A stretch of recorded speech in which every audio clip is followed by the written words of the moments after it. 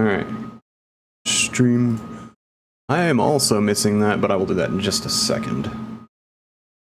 It's actually the one thing I forgot today.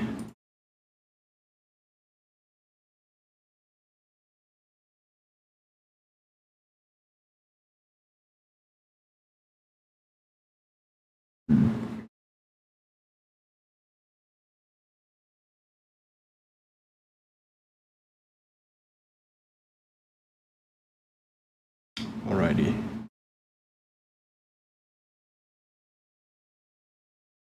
Muzak. Let's start with this one today. Let's see if Spotify is still being loud as shit.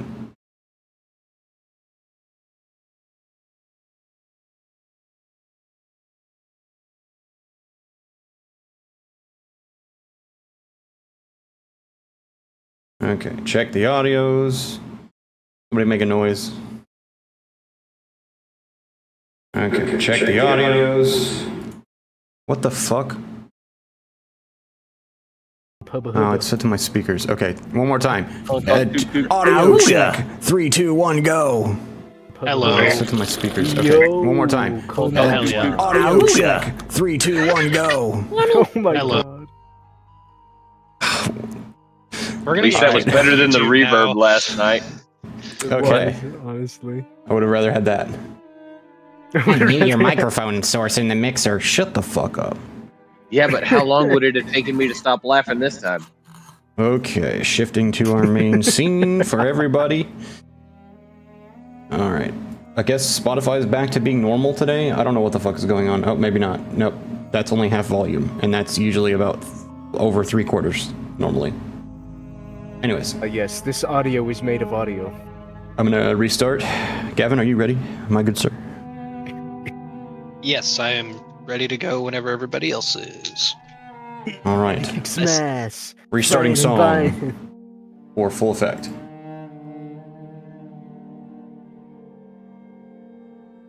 Say that one more time. Sorry, my audio cut out. I just said I restarted the song. You're good. Okay. Well, Take it away. we will pick back up with our group after a very, very eventful session last time. We called some friends. I guess kind of reaffirmed some enemies. And we're all just kind of trying to figure it out now after the dwarves made their move. I believe we left off on the magician and Alex. They were in Tildis as it shut down. The lights cut and locked me to the plane. Travel is possible, but I can't leave the planet. He is now stuck here till problems are resolved.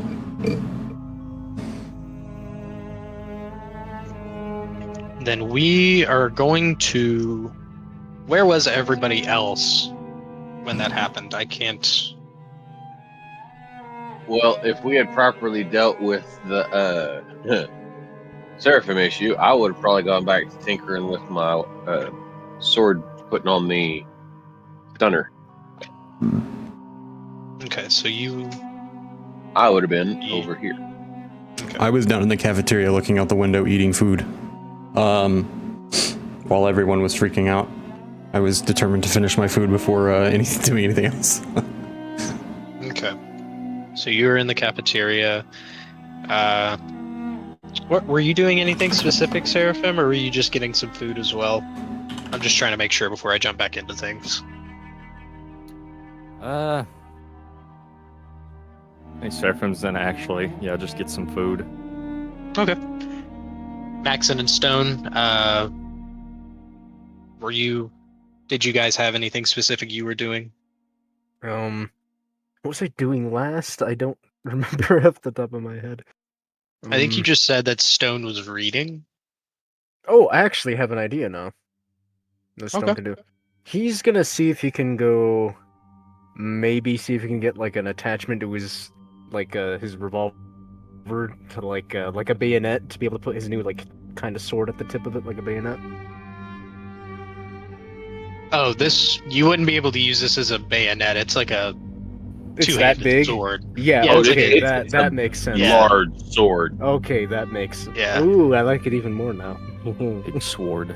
That works. All right. Other than that, he might just stay reading, or he might walk around and see if anyone needs help with anything. Okay. We'll say that he's just kind of meandering about after the messages go over the air. And then, what about you, Maxon? After the ground stops shaking and the message from the dwarves kind of subsides, what are you doing? Am I coming through? Yeah. Okay. Yeah.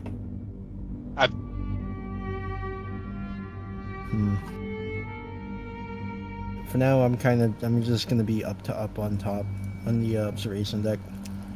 Okay. I will say that I believe Seraphim, you mentioned something about trying to reach Green Cove because it's now a hole in the ground. Lest I don't want anybody to forget, or I'll zoom since it's I felt was like gonna a bit. have someone do that if no one else had mentioned it anyways. So Ren, I was gonna be like, hey, should probably check on that. Probably a good idea, yeah. Okay. Then let's cut back to Alex and the magician. Is there anything else you wanted to do in Tildis itself, or did you want to just have them exiting back onto the Hab unit? I think they just for his part, I think he just sat and drank silently in a very like how do you describe guy after a long day sitting kind of slumped in a chair with a whiskey glass just dangling off the arm in his hand. You're afraid he may drop at any second, and then the light switches. I'll say that Alex wasn't drinking. He suggested to go get a drink, but he didn't drink at all. He just kind of silently walked around Tildis and kind of just reacquainted himself with it, looked around at all the things that the magician has gathered over the years. I'll go ahead and drop the glass, and then it of course doesn't hit the floor, but it stops above it, and then it kind of rises back up. And then I just kind of do that, and it floats away and settles on the shelf. I'll get up, straighten out the jacket, and I'll look at Alex. Well, you know me. I'm not one to continue to dwell and be sour. I'd rather do something. So let's go see what we need to do something about. Yes? Alex just nods and lead the way, Vess. Not the return I was expecting. Thought I'd get at least 10 more minutes before, the other side of the planet caved in and sucked in the ocean or something. As you pass Alex, he chuckles as you say that and slaps you, kind of like playfully hits you on the back. When have we ever got a vacation? Sorry for the, tackling you. I'll tell you about it later. I made some regrettable actions before I discovered that Tildas could leave this particular place in the multiverse. This fucking song again. Stop it. It's that every time. Always plays at the wrong time. Always the wrong time. But that is for later, and it is a bit of a dark story, but we should go see. And as he's like opening the door, and then like take a gander through the window and just kind of. So they've been in there long enough, they wouldn't have heard the announcement or anything. Right. So we let's move over to who would like to pick up after that. Yeah, I'll just leave with him like standing at the window, just. Oh. Oh, actually, could I maybe go visit Doc Green and see if she got anything off of the stub that I gave her? Yeah, you could definitely go do that real quick. By the way, Nice. that's a great sword. So it does 2d6 damage. Ooh, that's great. I Okay. might be I think I remember extra ticky you guys tonight, so saying that now last- ignore it if you see me Okay. moving weird.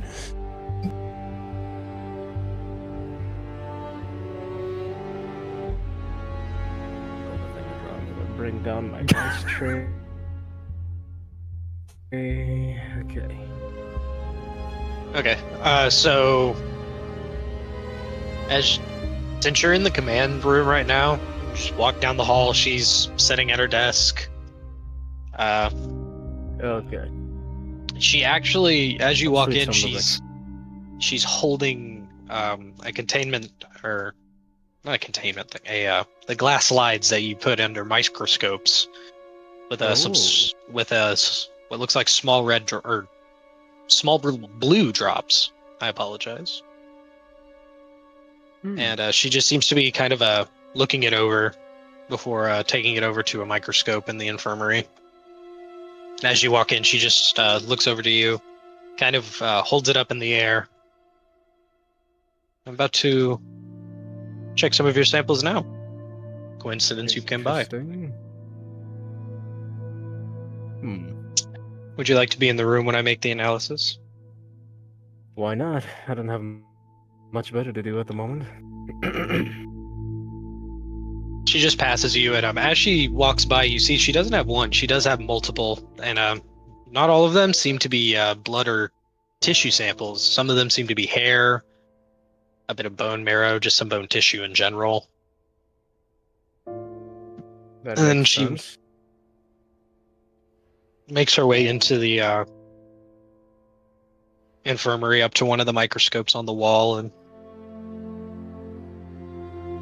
she just kind of starts putting them into the machine and looking in, kind of just taking a moment to glance, zooming in, making adjustments, and writing something on her data pad. Just kind of silently going through it for a moment. And then after she gets through the last slide, she takes them all and sets them down next to the microscope. And as she's writing on her data pad, she turns around. This is interesting, but some of my data is incomplete on normal spinal hounds, a specific genome exactly. It's more just first-hand accounts. Do you think that you would be able to find me a secondary specimen to use as a control? You want me to hunt another spinal hound? Well, that's barbaric. I simply mean if to either request or sedate. No one says anything about killing. Well, that's disappointing. Oh, fine. I'll see what I can find. Could be interesting. Do you need a specific gender? Because I know there seems to be biological differences. No, just a specimen to use as a control. Well, I've always wondered what another one of me would be like. This could be an interesting predicament. Well, the next time the vehicle stops, I'll see if I can find one. I read they were in mountainous regions, if I'm not mistaken. More often than not, but with the emergence of Green Cove, they seem to have displaced some different types of areas to avoid the more populated areas.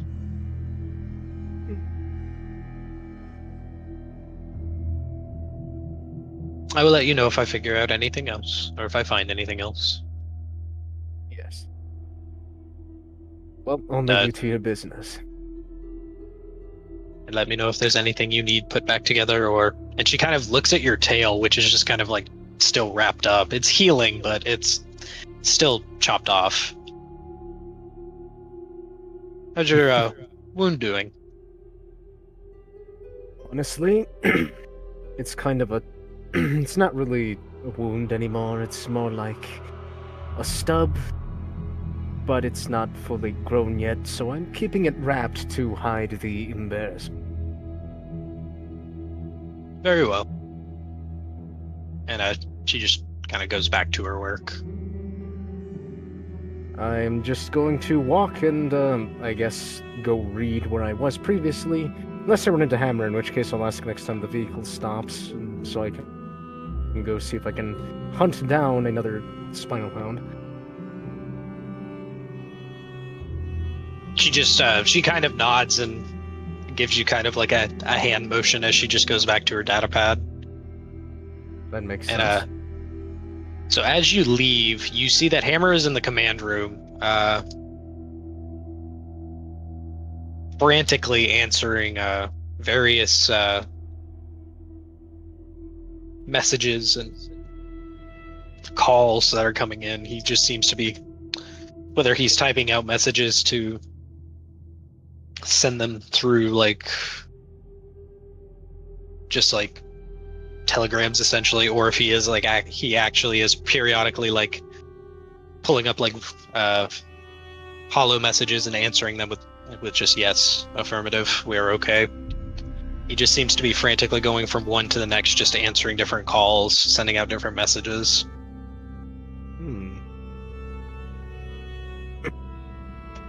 Am I interrupting something?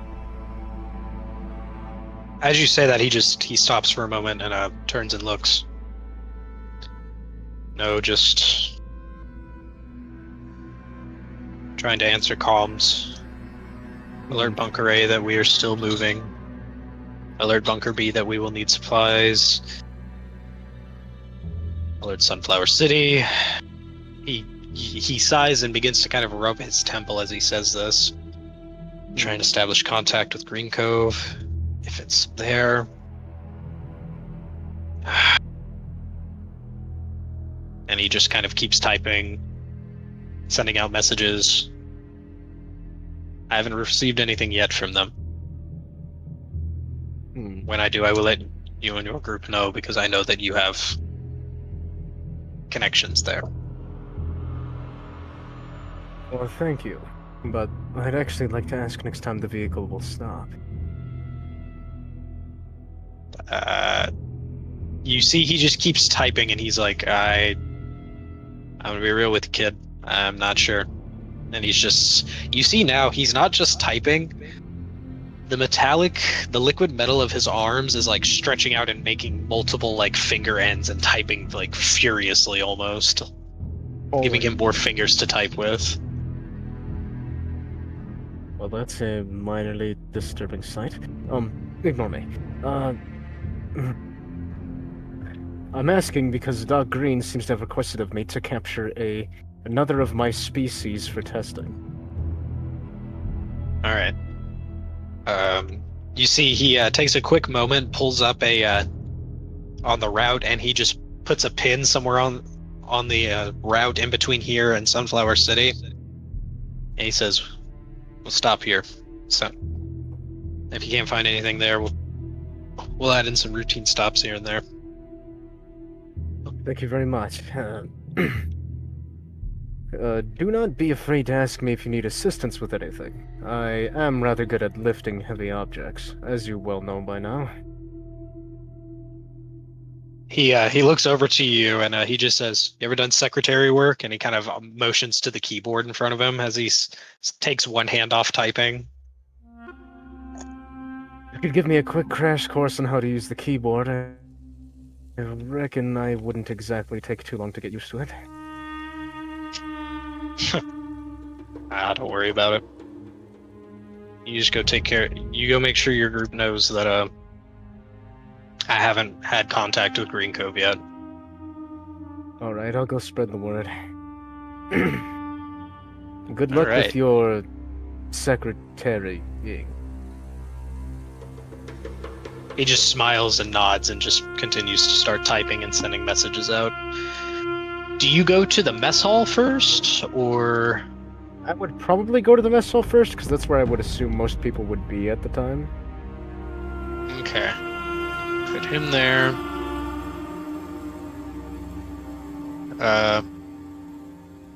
Maxon, where did you say you were again? I'm up on top of the observation deck. Okay, cool. We'll go ahead and put you there. So you will actually be the first person that Alex and the Magician run into when we circle back. Well, actually, no, we'll probably will come back to that. So yeah. Maxon, you see the Magician and Alexander exit the door to Tildis, and they walk out shortly after. I believe you were there for the message, so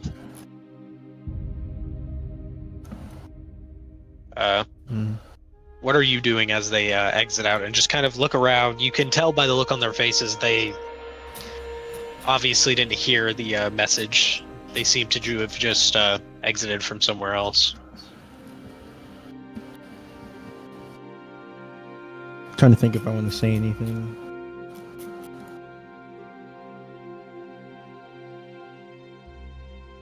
I don't really know what I would say in this situation, so I'm just gonna watch. Well, as you walk out, Alex just kind of looks over to you, Maxon, and he looks back at the door to Tildis, and he just says, "Gave us some kind of alert. Something happened out here."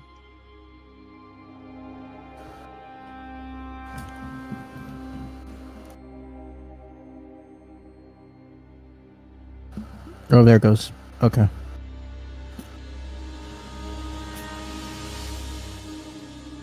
Can you hear me? No, I can. Okay. Okay, so I'm sorry. Yeah, I was doing like 3 different things at one time. So No, you're all good. remind me about the alert one more time, because I have to keep like fixing my headphones. As you're standing up top after hearing the alert from the dwarves and them announcing that they've essentially like come out of the shadows and they have a fortress and they destroyed Green Cove. The door to Tildis swings open and the Magician and Alex walk out, and after they close the door, Alex looks up to you and he kind of motions back to Tildis and he just says, "We got an alert and Tildis locked down. Something happened out here?" The dwarves aren't hiding anymore. And then he just looks over to the you said the Magician was with him too? Yeah.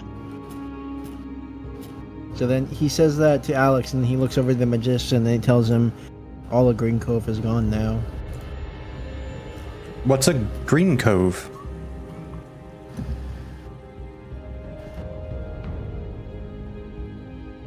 Does that mean something to you, Alex? Idiot. And he just, without saying anything, he just kind of lightly grabs this kind of the collar of your jacket, Viscerin, and he just says, "Can you take me there right now?" I need coordinates and various things, the usual. Is there a captain of this thing? We can get coordinates from Hammer or Serena. Let's go. And Alex just starts speed walking, almost running to the. We'll say he goes to the mess hall first because he knows it's a gathering place. Would he have passed me on the? Would he have passed the Tinker's workshop on the way down? He wouldn't have went by the door, but he would have passed the floor. Yeah, but I probably wouldn't have heard anything though. That was what I was asking. No, yeah, but I you would would have have known still. that something was going on. You would have heard the alert. It came over the intercoms. Oh, yeah. So you would know, but you wouldn't know. You would have assumed that Alex and the Magician had heard it. But you would have heard the same message of them, the dwarves revealing themselves, Green Cove being destroyed, the new dwarven fortress being set up in the Badlands. Yeah, I would have probably gone to find everybody else to see what was going on as well. Okay. And then Maxon, did you follow Alex and the magician down to the mess hall? Yeah, I did. All right, cool. Go ahead and please I was shoot like, oh there. no, wait, I'm coming too. He said that he just realized, wait, no, I need to go with them. Okay. And as they all walk up, I'll say Alex enters the mess hall first. Serena, where are you? And Seraphim, where are you sitting, like mess hall wise? I mean, as a once people begin pouring in, I'm walking out, like finishing putting on my armor. I've got like an apple in my mouth. I'm like walking by, just kind of like looking at everyone, and then I'm gonna turn and head towards the hangar. Not Alex like running. I'm just stops- like walking. Alex sees you and just stops you and just says, "I need the coordinates to Green Cove. Whoa. I need to know." Well, there you go. That should be everything you need. And he looks at you with a very serious expression. Have you heard anything from her? Shit all. I'm actually about to take a survey flight. I had an apple in my mouth, so I couldn't tell Hammer yet. I'm about to tell him. Unless there's a better way to do that, I want to scan these things from near orbit and see what they're doing. I want to know what's going on. I don't like not knowing things.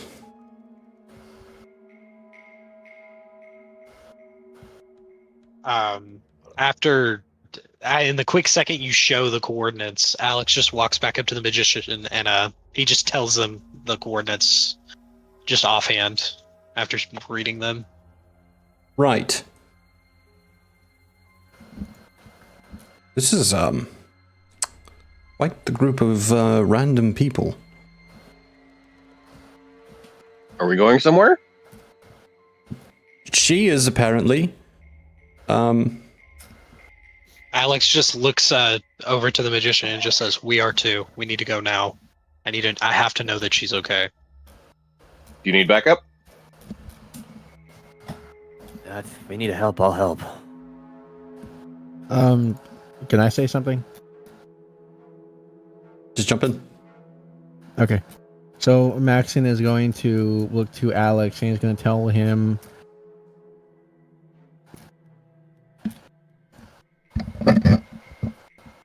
Oh, there we go. Okay. I swear I need to buy a new mic. This one's starting to give out. So he looks to Alex, and then he tells him, "I'll be right by your side, man. I think you've helped me a lot." I like this one. He's helpful and nice. He looks to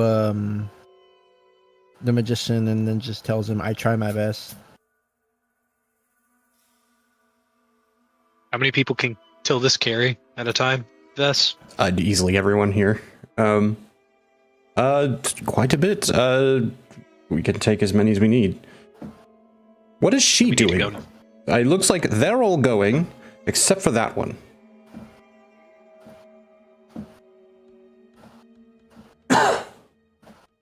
Maybe not. She's scary. Let's go. And I just start walking up the stairs.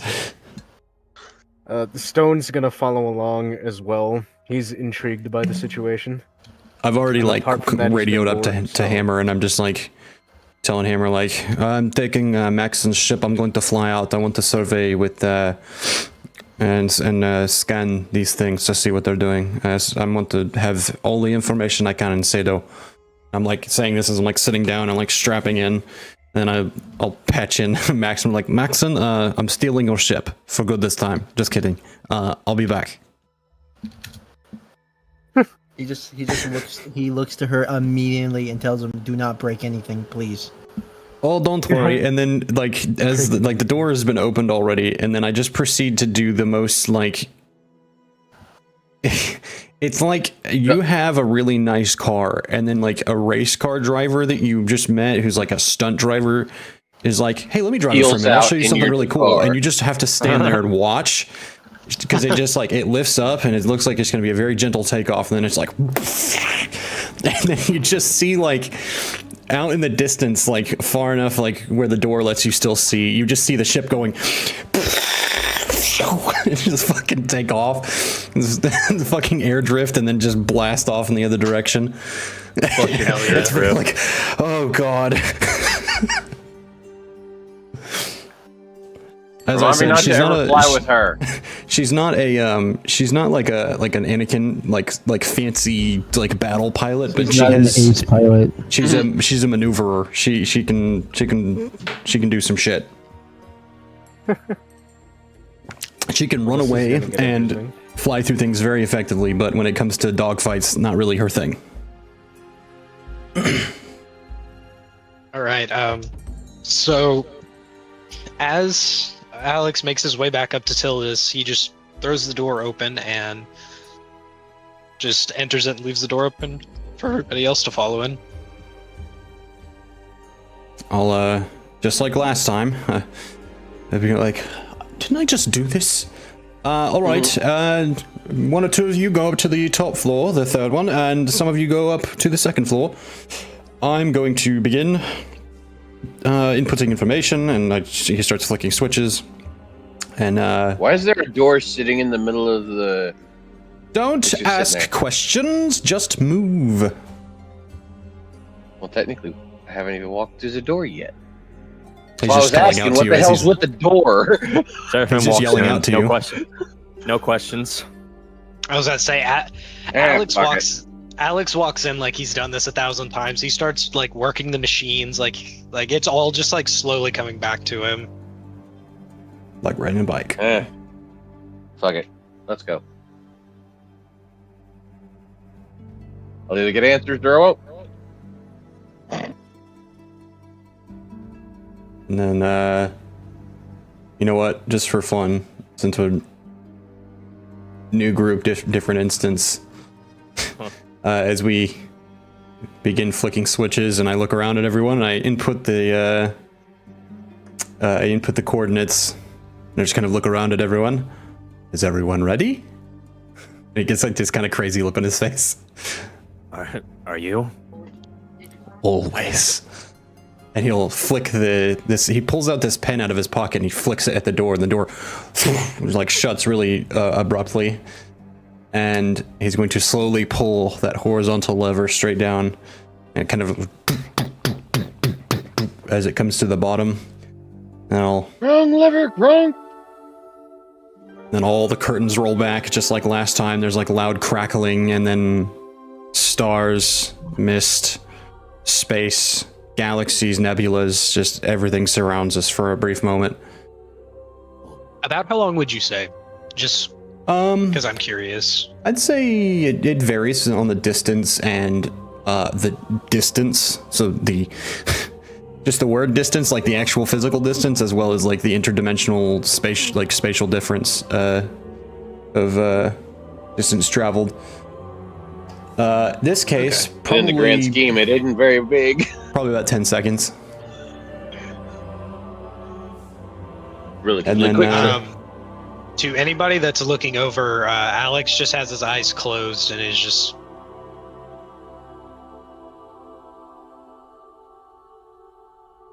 seems to be almost enjoying this sensation. And then the curtains kind of roll closed again. These long, like, it's almost like being, as I said the last time, it's almost like being inside of one of those, kind of like the rose in Beauty and the Beast. It's like a nice, perfect, like, shape that goes over the top of it. And then the curtains kind of roll in. These very patterned, very deeply beautiful, artistic curtains that almost look like they should be rugs instead. And then we... the lights flick back on, and the noises stop. Are we there yet? And then he just kind of like looks around.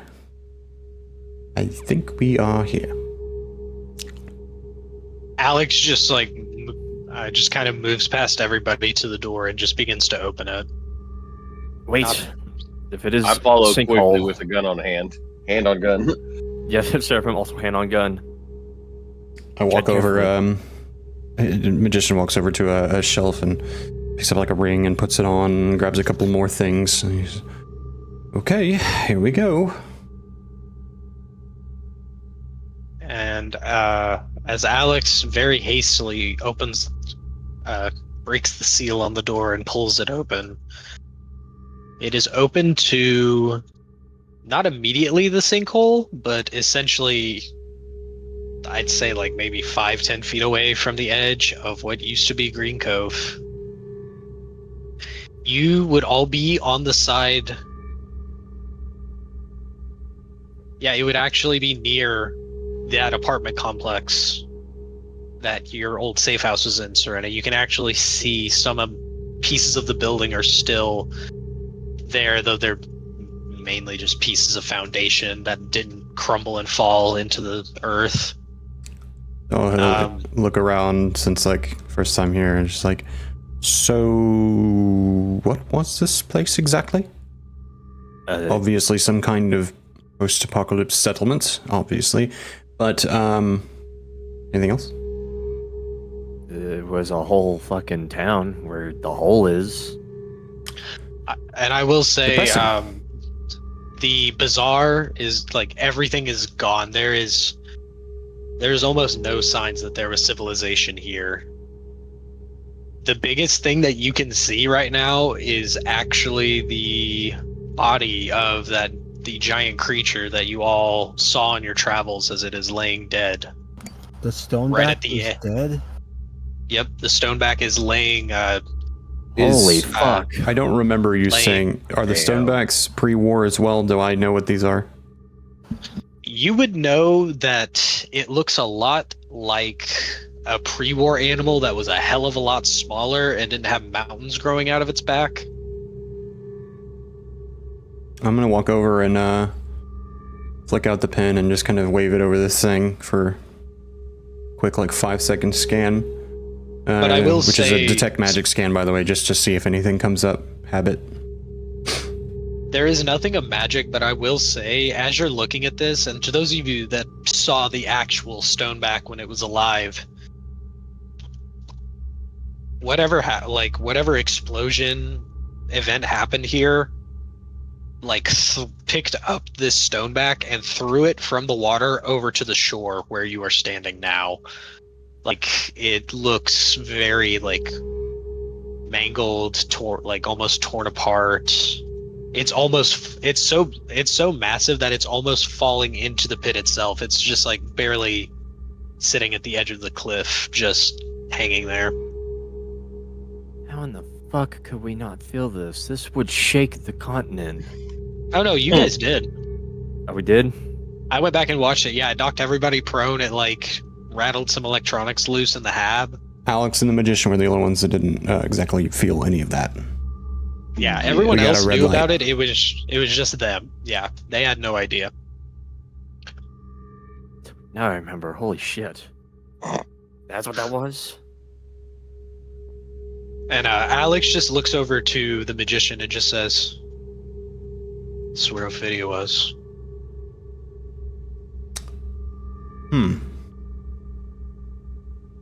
Well, And without saying anything, he just kind of jumps up and kicks on his jetpack and just kind of begins to fly over this pit, which I will say, it does have heat coming out of it. And if you look down, you do see a very faint glow coming from the bottom of the pit. Can I try a perception check? right before he takes off, actually, I'm gonna hold that for somebody else for now. But I think about doing something and then I don't. Yeah, you can roll perception. Are you looking for anything specific or just anything? I'm just squinting real hard, seeing what's at the bottom of the hole. I won't make you roll. It's a pretty dim light that it seems to just be magma flow, and you can't really make out anything else, but it is a massive hole in the ground. There's That not seems much to going either- on here. You assume that upon looking further down into the tube itself, you see that it is very uniform, and there seem to be certain smaller explosions. You assume that multiple nuclear detonations or something akin to that were set off to just like drop the city into the earth, essentially, into magma.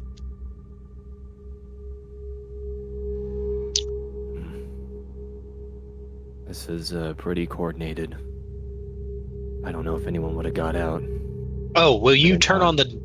I forgot, will you turn on the dosimeter effect, Jackson? Indeed, I Because was there actually is- going to ask. 1, 2, or There's 3. light radiation. Light. I'll say 2. 2. Actually, moderate.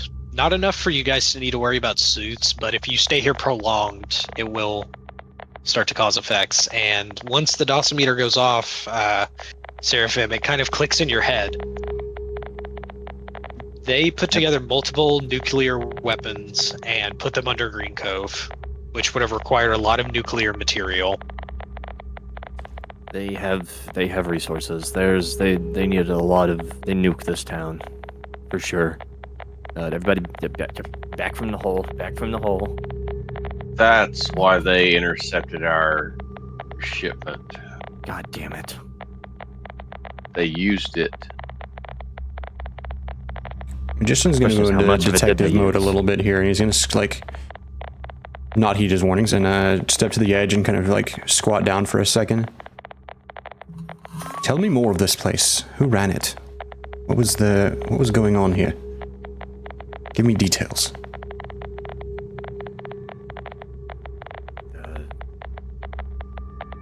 There was a fighting place, some apartments, a marketplace near the sea.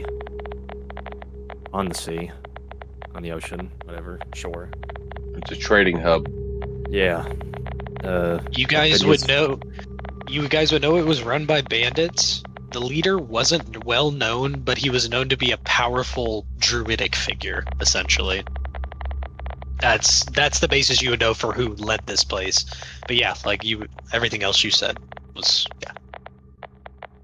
Phidias Bar was smack dab in the middle of the city. I think it was formed around it, something like that. And the people Magician. who ran it. Now, upon hearing that it was in a temple, you immediately kind of know where you are. There was a temple here from a civilization that nobody knew who it was. It had been researched pre-war multiple times, but it didn't match anything of the existing civilizations, so it was kind of just written off as either a hoax or just a misidentified tribe of like an existing civilization. But hearing that it was a temple, you now kind of understand where you are on the map. So it was ran by druids. I believe so, yes. Some druid. Mostly bandits. I'm not gonna like sift my fingers through the dirt a little bit. Were they fighting with the dwarves? They did fight some. Not here, though.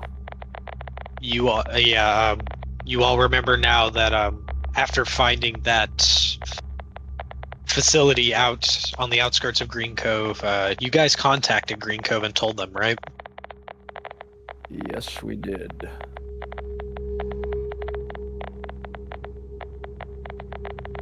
I think we sent this place to its demise. Would I need an investigation? I'm kind of leading up to trying to make an investigation check to try and determine like if they did this because they were scared or intimidated or threatened in some way by the druids. It's essentially what I'm trying to put together here. I won't make you roll for it, since the magician knows, has dealt with dwarves before. This was intimidation. They didn't have to do this. They did this to show that they are back, and they aren't going to hold back. This is what they did to Alex's town before he moved to the shanty town that you met him in. And this is what they did to the old human capital before they started the war. This is basically how the dwarves declare war. They drop a major city into the pits of hell and burn it. Although normally they send fortresses up where the cities used to be.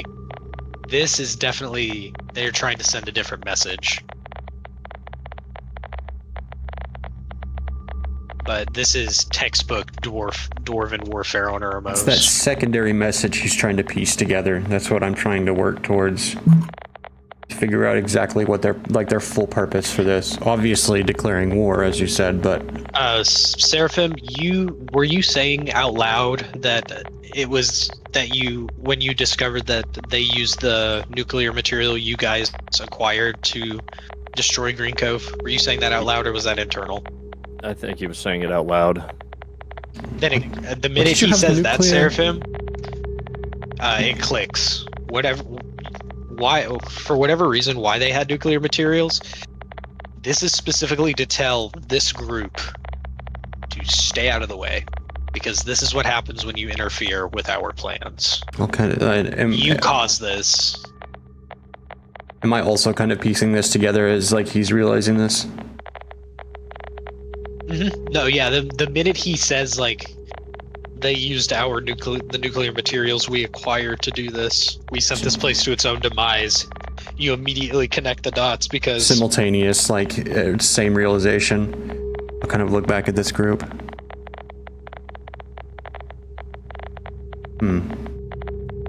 Because to continue to relay it, like back when you and Alex would do missions together. You have certainly kicked some dirt in their eye. Exactly. They don't like you. Really? And he'll kind of toss a handful of dirt in and... Nope, certainly not. So, let's take a walk around and see what we can find. Alex has just been frantically flying around every part of this. He just kind of like... sinkhole. Well, that's not going to stop anytime soon, so we should probably help him. Let's have a look around, see what we can find. Hopefully, literally anything. The more of us are looking, the more thorough we can be. All right. Split up and do a semicircle. Meet on the other side. One group go one way, one group goes another. Sounds good to me. Your best bet to see if anybody was able to get out before. You'd be quicker about it. I don't think there's And any I will- danger, and if there is, we've got weapons. To And everybody technically, that I have my vehicle. to everybody that is on like this, like that moves near the coast, you can see in the distance, to anybody that's looking at my screen, this tower, this giant tower in the distance, belching out smoke. Was that there before?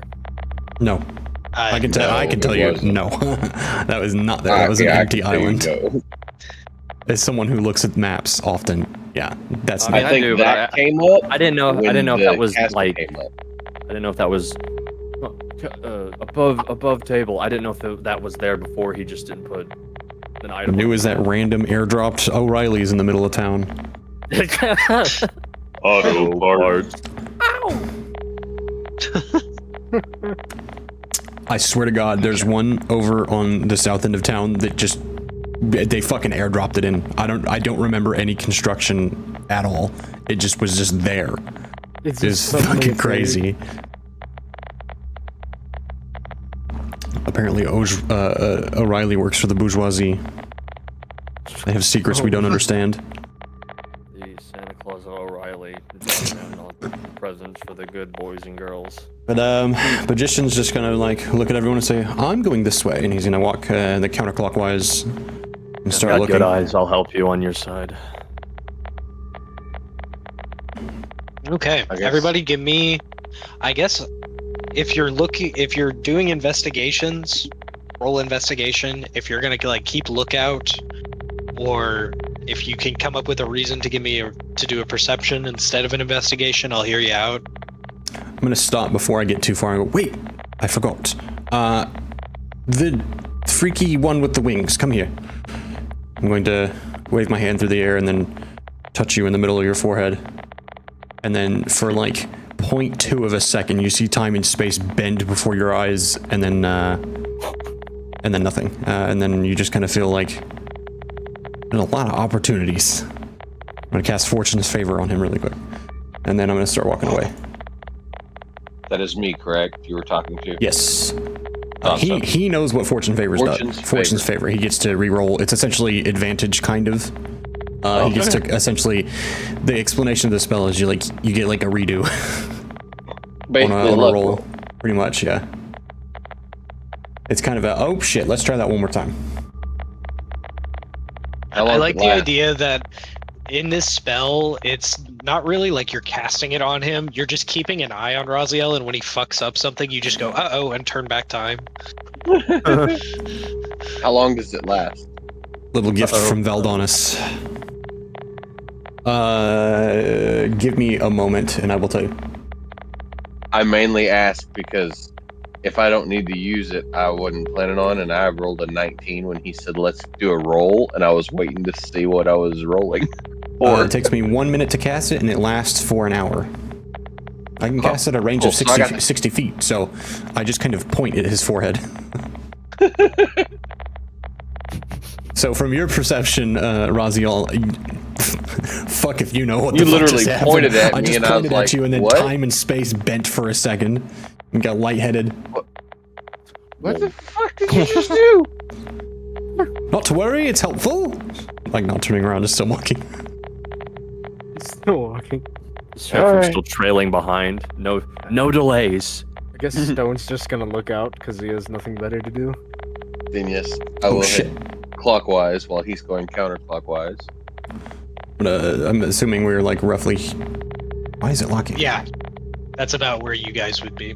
I put him here, just gonna show that we're moving in that direction and shrink him down a little more.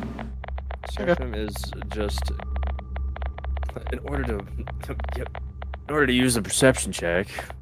I don't think Seraphim's really looking for anything specific. He's just like looking around. If it's I'm like gonna go to the left. just something like looks I around, figured you'd be sees lookout while I something investigate. interesting. Yeah, he'll be Okay. his lookout while he looks for more specific things. Seraphims like Wizard what after is all. that? Okay, what is that? All right, what is that? I forgot. Yeah, You're a wizard, wizard, Harry. by the way. Do you want me to make the check now, or you want me to wait? Yeah, go ahead and roll for investigation. Okay. And then Seraphim, roll for perception. And then, like I said, whatever everybody else wants to roll for, go ahead. Or if you want to help the people Ooh. that are rolling, go for it. Unfortunate. I shouldn't have rolled the Serena die for the magician. I rolled a 3, which is a 14. I rolled a 14, which is a 24. I rolled a 19, which is a 23 on my investigation check. I'm getting different dice. As I move So- clockwise around the hole. I guess, Magician, as you are looking through, you can't help but think of it, like you're keeping it very professional at the moment, but in the back of my mind, at the back of your mind, you just can't help but think of what if she is gone? Because you knew her as the person who could get out of anything. You had seen her More than like me. but now you're just wondering, is she gone? Did we lose someone else? Like, Lily's gone. She's gone. Is it you or Alex next? You're so clouded in your mind trying to look for these things and figure it out. I'm just finding like yes, a person walked here. That's not relevant. Just having trouble focusing. And then Seraphim, as you see that he seems to be not really finding anything, he seems to be struggling for some reason. You look down the hole again and kind of see some jagged pieces of metal. Huh. And upon just looking a little bit closer, you see that it's dismembered dwarven arms, Huh. just kind of lodged into the wall. So you're assuming that this may not have gone entirely to plan, because there seem to have been did you some find something? casualties. Are you making noises? Yeah, he's just they fucked up. Look. He points at one of the arms. I'm gonna slap you on the shoulder and push you into the hole, and cast fly on you as you fall. Let me. I want to roll a wisdom save to see if I freak out or if I feel the intent. Please. You know what? Instant You roll transformation into a different personality, possibly. By the way, we're not talking about like Superman creating thrust fly. We're talking about like you feel real fucking weird for a second. You feel like gravity just flipped. Yeah, first I'm falling, and then I'm just like, wait a minute. Yeah, it's like the sensation of gravity flipping, but you're still falling because you haven't like done it yet. I was about to say you're Wile E. Coyote running in the air right now. If I'd say if I roll low and I'm getting pushed into a fucking hole, I don't know. Maybe I take a shot at him. Okay, no. 16 plus 4, so 20. Yeah, I think you definitely pass it. Yeah, I'm just like, I get thrown in the hole. And then I start floating. Oh, sorry, you could fly now. Sorry.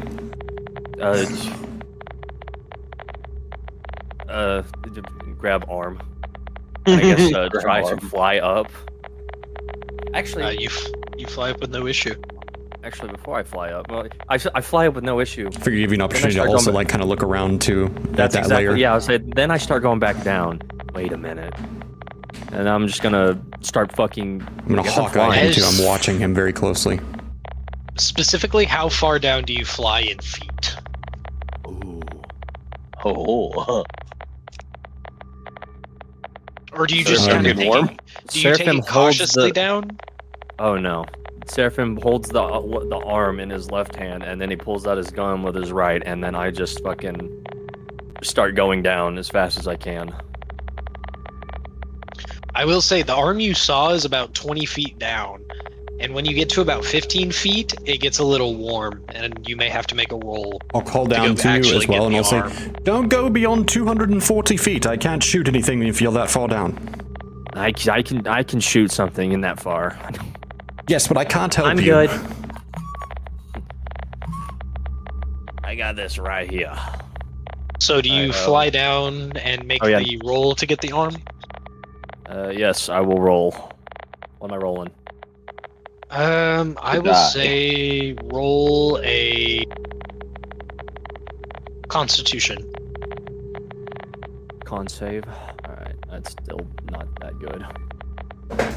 Oh, wow, I'm rolling pretty damn... 15 plus 2, so 17. Okay. Give me... you take 2d6 fire damage, and you are able to tolerate the heat here. As you get lower, you notice that there are secondary vents pumping additional heat into these higher parts of the vent. This seems to be a major focal point of geothermic energy that they are expelling. Alright, how much damage am I taking? 2d6? Yeah, 2d6. Roll my own damage. I'll hurt myself. Not the first time. Well, fuck me sideways. That's an 11. Wow, I'm rolling really good. Yeah, as you fly down, you actually come face to face with a thermal vent, and it just blasts steaming hot geothermic air all over you as you fly down. Alright, awesome. I'm blind in one eye now. That's fucking... I keep going. And as you get to the arm... Fight it. After it kind of cools down, you do realize that it is just kind of hot here.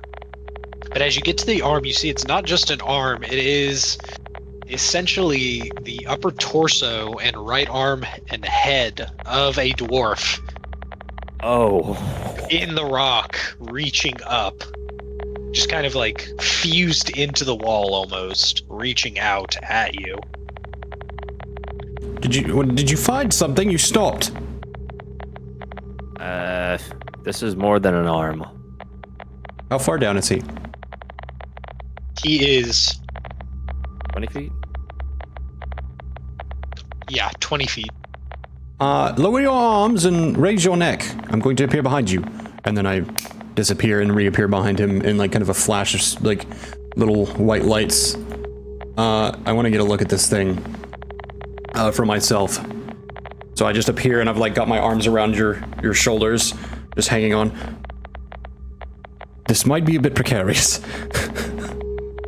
As you teleport, We're already floating over lava. I'm kind of just I will here say, right now. the lava is like. Seraphim, how good are you at math?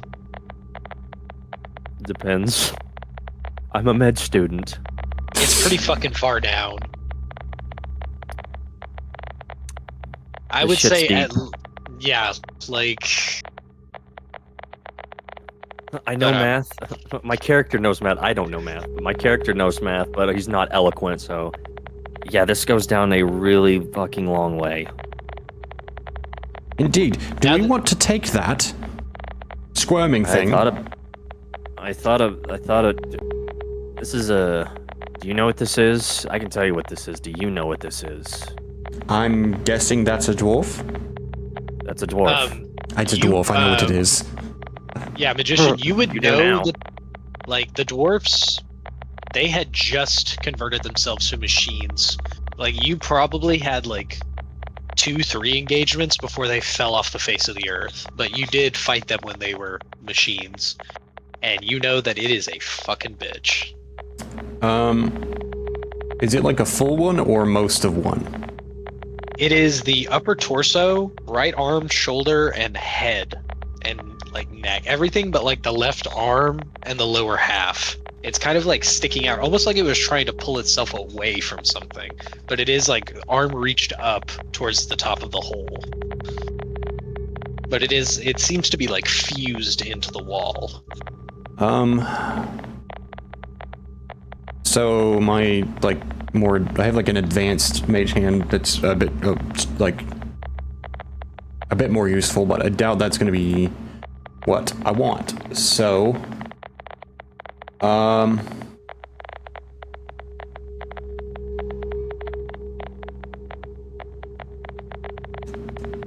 If we take this thing, we can't put it anywhere near technology. It would have to just be in a room, strapped to a chair.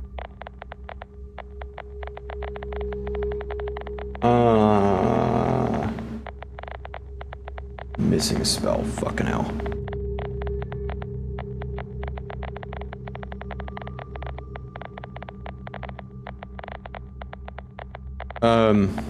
Well, it's supposed to be on this fucking list. Still putting this together. There's so many fucking spells. A spell I had intended to have in here that I was looking for on my list so I could make sure it was there. Now I gotta add it in there because I forgot to put it on there. Telekinesis. I'm gonna cast telekinesis and pull this thing out of the wall. So everyone's gonna help and like try to pull it out. I'll like sweat I your hand and say, will- "Don't do that." Telekinesis can Why? move up to 1,000 pounds. I'm like, I can lift quite a bit of weight, and plus it might try and hit you. Also, these things are vicious. Look at it. It's pathetic. It is pathetic. As you go to pull it, you see that it isn't like lodged in the wall. It has been like melted and assimilated into it. Are you trying to pull the whole thing out or just break a piece off? I'm taking like one of the upper torso will come away from the wall successfully. And I'm just gonna like hold it together and carry it with me.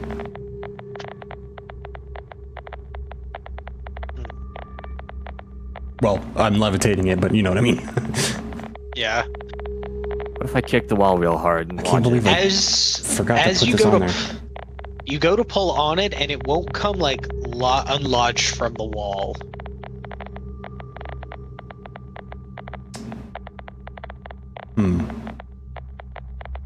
And as you kind of tug on it and try to pull it out, you hear the hiss and whine of Alex's jetpack as he lowers himself down and up to it.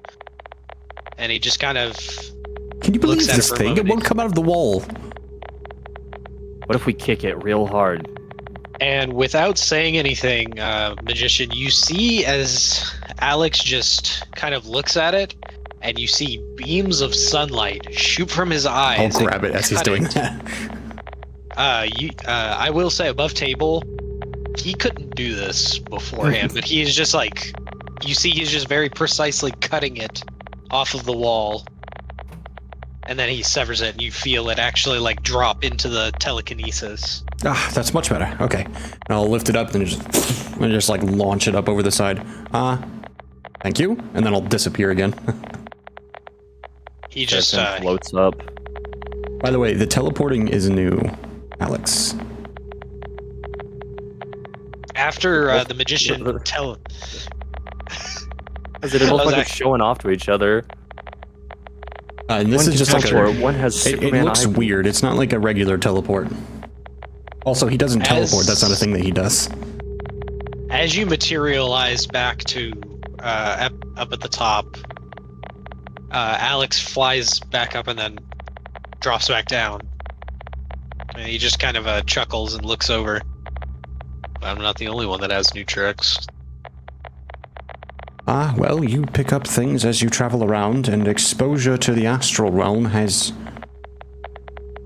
odd effects on an elf.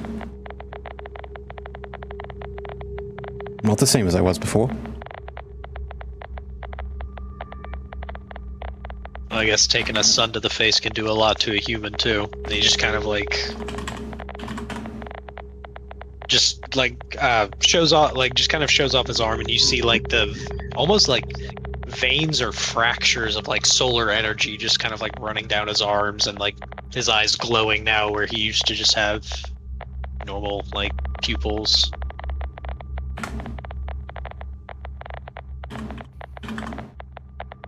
Alright, so what is everybody else doing? Seraphim floats out of the hole. Looks like he's being picked up by the torso, like the SpongeBob ascension.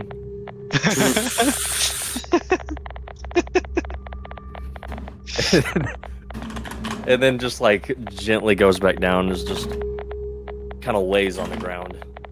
I think I got it.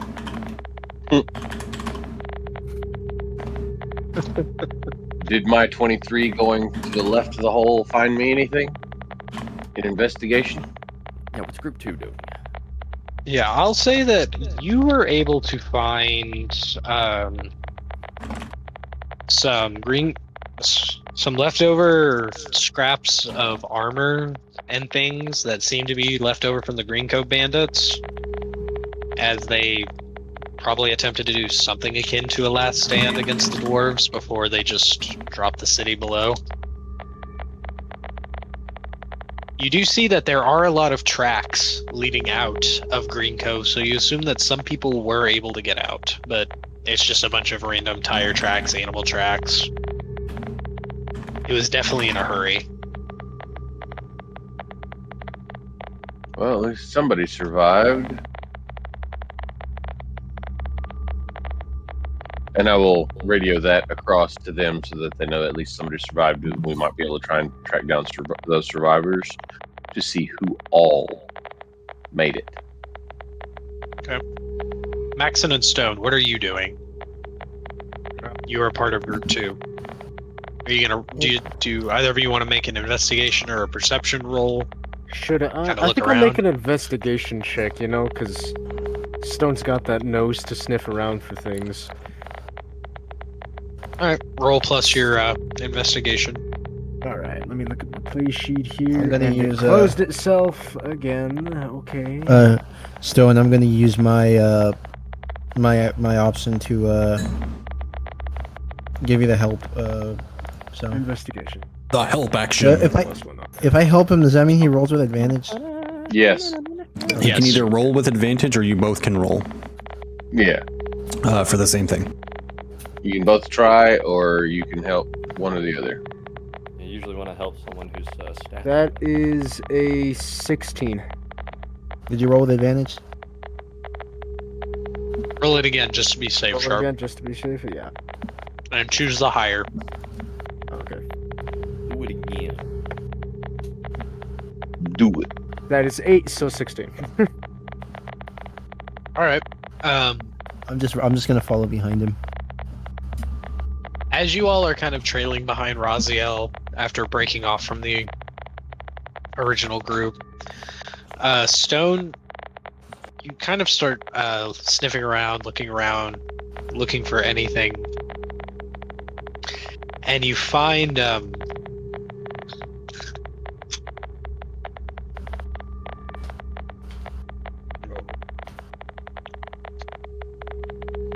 you find the scent of a lot of the scents that were coming from the arena.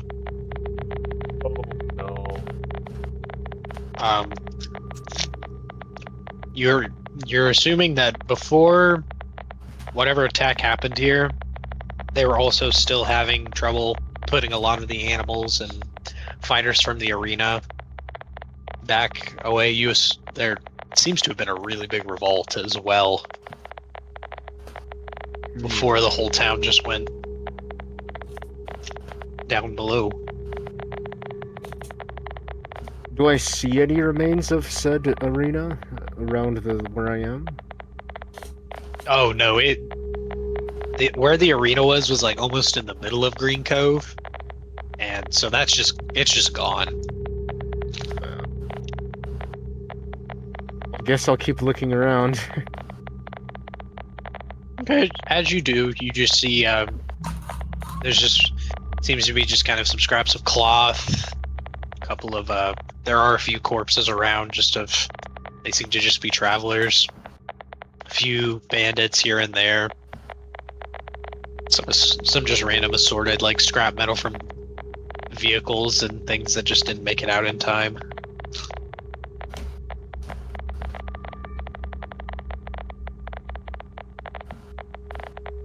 Is there anything of particular interest around me? I mean, outside of it. Not really. Not really? I guess I'll It's just keep going forward then and looking around. Okay.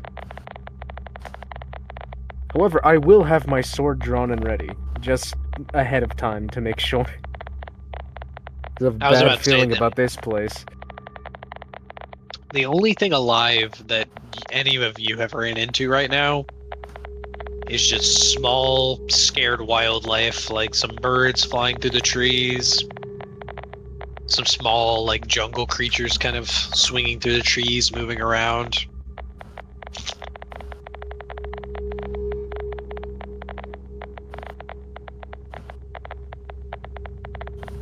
Do I smell anything else particular if I focus? Sulfur? That makes a lot of sense, actually. That's kind of the main thing you're picking up right now. Just very sulfurous in the air.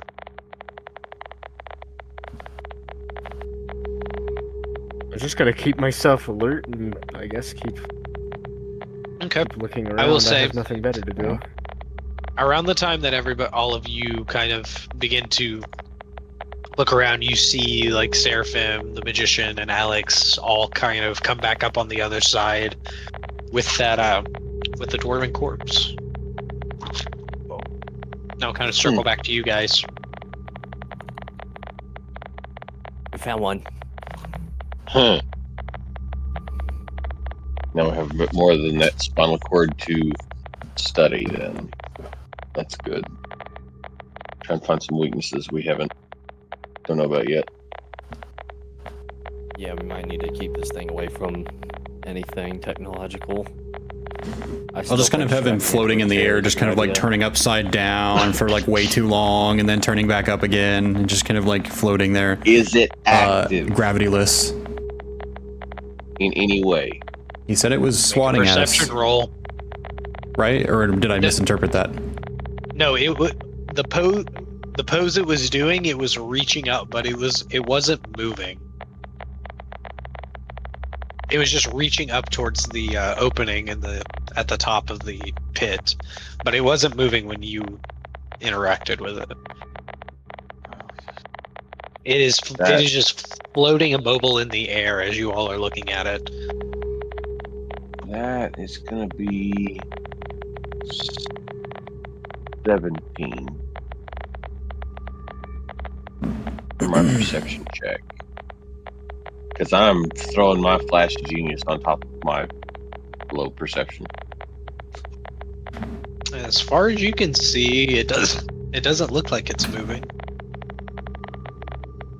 It seems to just be floating there in the air. We can't hear anything from it. It doesn't look like it's active in any way. Nothing from it. As far as you can see, yeah. It just seems to be floating there. Lightly burned by atomic fire. Floating. Can I roll more perception to help him? You can make a roll, yes. I'm finally getting to use one of my best skills. Yeah, I'm gonna fucking milk this shit.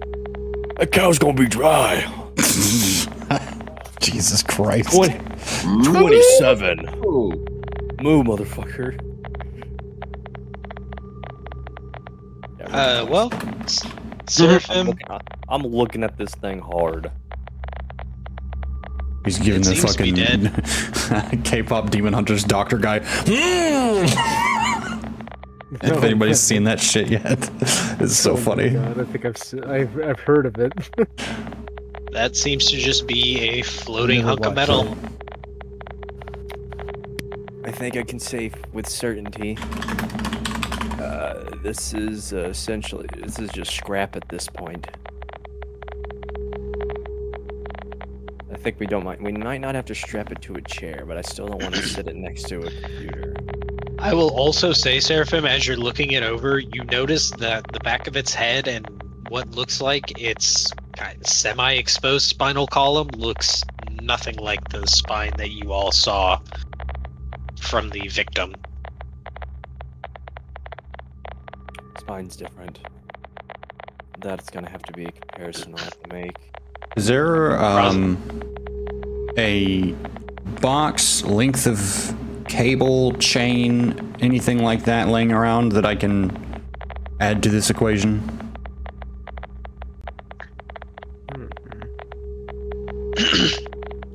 Does anybody have it in their packs? I think Alex might have rope. I'm just looking for like something to just wrap around it just in case. And I was just gonna like. I don't think rope would be strong enough to hold the thing. Right, that's why I'm asking about like cable or chain or like just a sturdy looking box of some kind. I'll say I have an anchor bot. That is true. for the purpose of this being a not explicitly fantasy world, instead of it being rope, we'll say it's like some kind of cable that Alex has. Okay. Cable. And I'll just kind of like cable. wave that Yeah. in and then just start wrapping it around him. And just like it's like cable strain sound, and I'll walk over and I'll touch the two ends, like I'll just force the two ends together, and I'll cast mending and just like kind of fuse the little ends of the wires together. Since it's about the size, that's like the perfect size to fit within the rules of mending. I'll just kind of fuse the ends together. As you finish fusing it together and you get a little bit closer to it, it starts swinging its head erratically and screeching, almost as if like just rubbing and scraping pieces of metal together. I'm going to stick isn't the moving. rag in its mouth. Okay, fucking awesome. I looked at it as hard as I could, and it still moved. This thing. What was it saying? Or was it just screaming?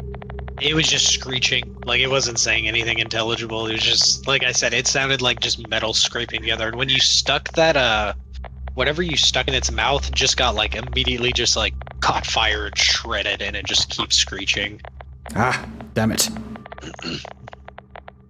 Fine. And I'll just, like, wave it and, like, send it off and just, like,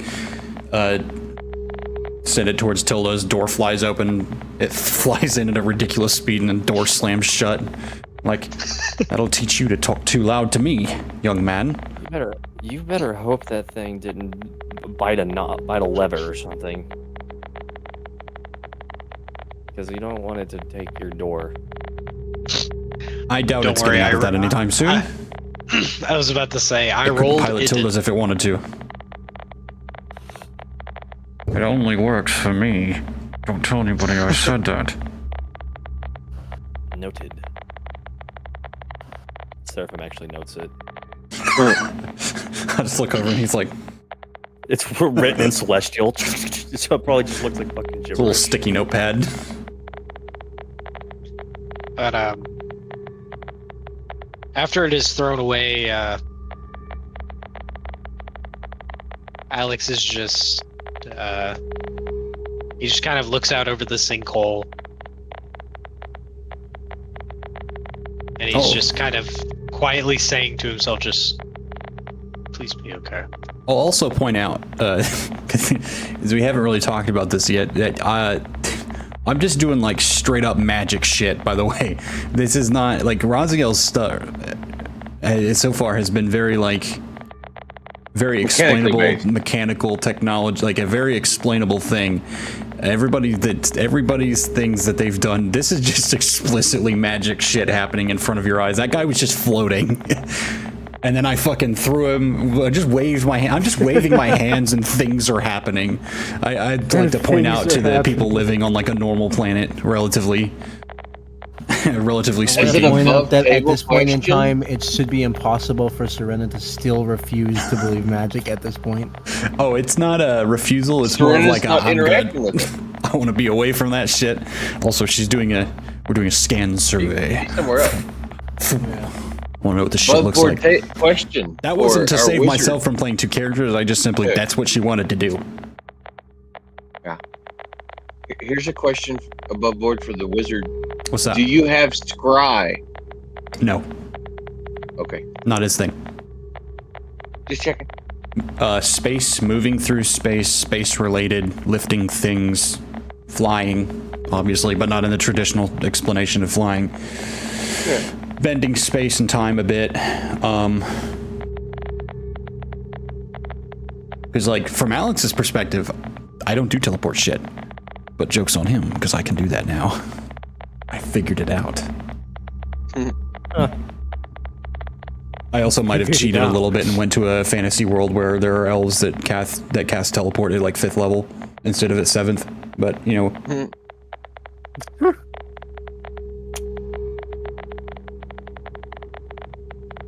Yep, that's one way to get around that one. I went to my cool, awesome homebrew planet. Of course, he doesn't. I will say he doesn't have it at 5th level. That is strictly for elves of Gilgaret, by the way. So like Trelor and Veldanis and everybody from that, like elves from that continent on the far other side of the planet. It's unique to them because they travel by teleportation a lot. So over the years, they've intrinsically learned how to just teleport really easily. It was easier at a younger age. Or Less power energy. level. More efficient. Yeah, as I was saying though, yeah, just magic shit is happening, and you guys are just like watching this happen. He's flying, by the way. You saw him fly. I got a 20 in wisdom. This is nothing. That's right. I got a 20 in wisdom. I can fucking fly. I rolled to not. I have an intelligence about of it. 6. I know what I'm doing. I didn't roll intelligence to figure out what's going on, so I'm just not gonna understand it. I refuse. I refuse. I'll acknowledge it, but I'm not gonna try to interpret it. But yeah, after unless there's anything else specifically you guys want to do after looking around for a bit, there just seems to be a giant hole where this town used to be, and not much else. As I've been walking along, I've just been throwing out the pen and just like, I was gonna make a jewel joke, but or like a vape joke, but I'm going to refrain. Let that be the joke. And I'm just like flicking the scanner on like detect magic, just kind of walking around as we've been going along as well. Outside of my like investigation check, has anything been pinging up at all anywhere? Anything to note? Did you say for detect magic? Yeah. I doubt it, but I was just curious. Other than just kind of picking up the radiation that's kind of permeating to the air from the detonations, nothing else really. There seems to not be any type of tracking or anything like that. This really does just seem to be they were sending a message. This is what we can do. Don't meddle in our affairs. Okay. Kind of look at everyone. You know as well as I do, Alex. I'm not like I kind of like turn and look at him as I speak. She's probably fine. While I worry, and those thoughts eat at the back of my head as well, I find it hard to believe that she's not wandering around somewhere over there in the jungle or over that way in that jungle, or somewhere else. Too much of a survivor. You're right. He just kind of says as he kicks some pebbles off into the pit. To add to that, I'm just kind of like my little like kicking rocks at the doors is just like gonna do that, and a fucking boulder rolls into the hole on the other side. Like flip the doors off. You're right. It's like the old days. Just gotta wait for her to come out of hiding again. She'll go somewhere, hole up, and go dark, as usual. She knows what to do. If everything goes right, we won't find her. As a matter of fact, she will find us. I'm sure. He just kind of begins to nod, and It's a bit freaky considering I'm a interdimensional, interspatial traveler that doesn't really leave a physical trail as I do so. But, you know, super spy and all of that.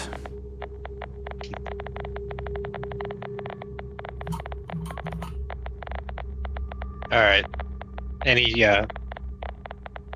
Alex just kind of looks back to Tildus. We need to get back, we've been gone too long. Yes, there's a screaming dwarf in there, and I don't want it to scream much longer. It's going to upset Tildus. Yeah, I don't like being with this away. I don't think anybody's going to enjoy the screaming dwarf on the way back. I don't like being away this long either from the hab, so let's kick it. All right, everyone, let's travel several hundred miles in 10 seconds. As you all Hey? open the door, the dwarf has gone silent, and it is just setting up to the best of its ability and staring directly at the door, and as you all enter, it focuses in on you, the magician. I'll lift it up in the air again, and I'll bring it towards me. Have something to say.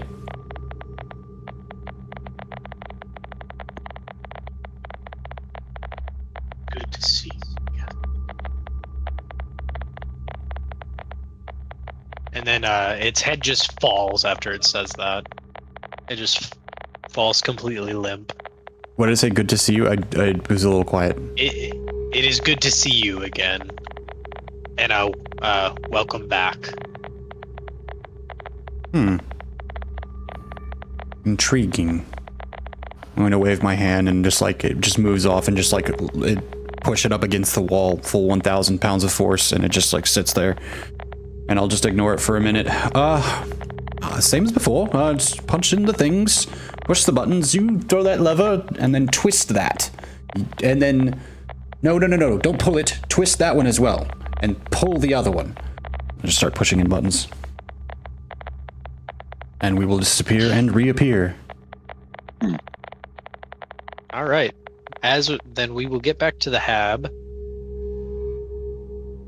and I will let everybody else kind of just disperse for where the rest of the day. Scatter. I'll say the sun is starting to go down now as you all make it back to the hab. Well, I'm getting closer to my sword being done with the stun, so that's probably where I would have headed. Okay. I think I will have Seraphim. How long was Seraphim in the mess hall earlier when he went with Serena? I'll say long enough to like eat and like you were finishing up your meal and leaving with Serena as everybody else came in. All right, nutrition has been had then. Seraphim is going to go right back in there if there was literally just like not enough time to eat. Seraphim will be in Doc Green's office yet again. Okay. Magician will begin holding his thoughts for later contemplation. He's going to begin kind of wandering around a little bit. Passively seeking out whoever is in charge without actually asking anyone where he is. Okay.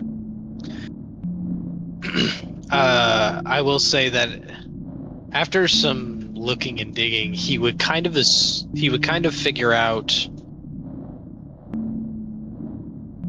Actually, he would see the liquid metal automata and be very confused. And he would probably eventually see Hammer with his metal arms and assume that he's the one controlling the robots that control this. Yeah, definitely. As they walk by, I'm just like, as they walk by. As you scan it,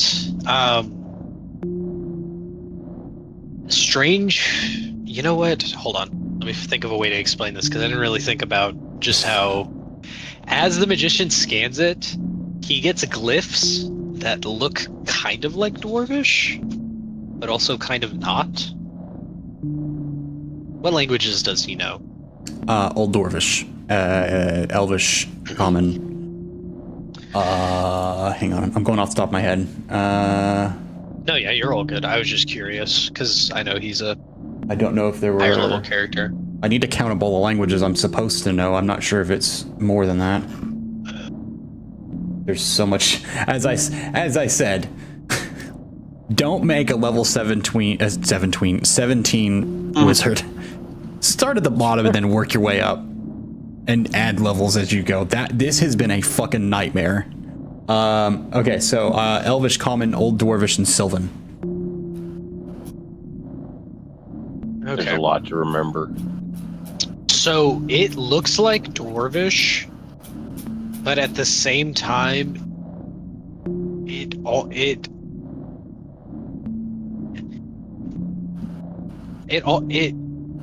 can almost see that it looks so similar to Dwarvish, it's almost uncanny, but you still can't read it. The symbols look like Dwarvish, but you can't. It's not any symbols you're familiar with. And instead of it having the big thing with dwarves before the war and now is they've always written things in red, whether it was through red paint and stone carvings or through red holograms. It's always been red, and this is bright white, almost like how the technology from the Human of Man, their solar energy, it had this bright white, and it's very confusing because it has that human technology look to it, and then these strange, almost semi-dwarven characters. With a passive investigation of 21, would I be able to like piece together, possibly not like the exact thing, but like which one of those kind of trails led to this? Like, is it from humans with a mixture of like dwarvish things going on, or you, with a passive of 21, I will say that you want to say it's dwarvish. Everything is pointing to it being dwarvish, but it's too clean, it's too precise, it's too kind. So it doesn't look like the language of Cybertron. It looks like cleaned up. Yeah, like it almost looks akin to like this would be like trying to decipher hieroglyphics with only having like a very, very baseline. Like you're seeing these figures, these symbols in this bright holographic like bright white lettering, And it's just so out of place. Nothing makes sense. It's too bright to be dwarvish, and yet the characters look dwarvish, look dwarven in origin. But at the same time, it looks archaic. It looks very, very old.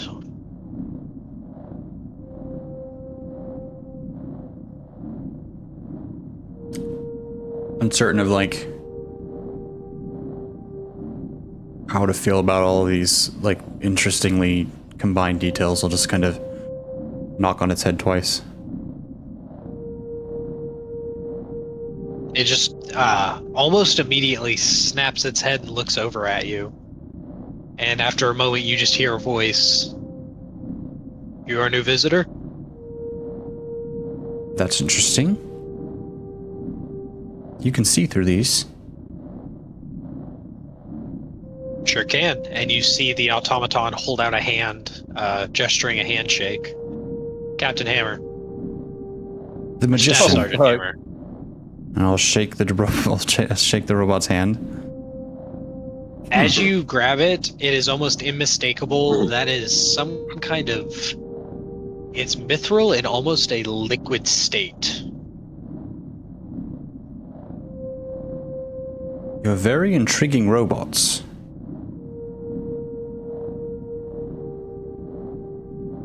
They appreciate the flattery.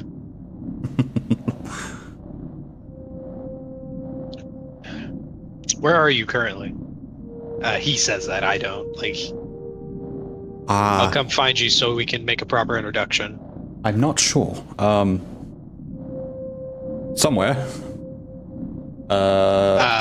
I'll say he's fucking, maybe, let's see, where's his mini? Here, just in the dorms or something, just kind of not really sure where he's at.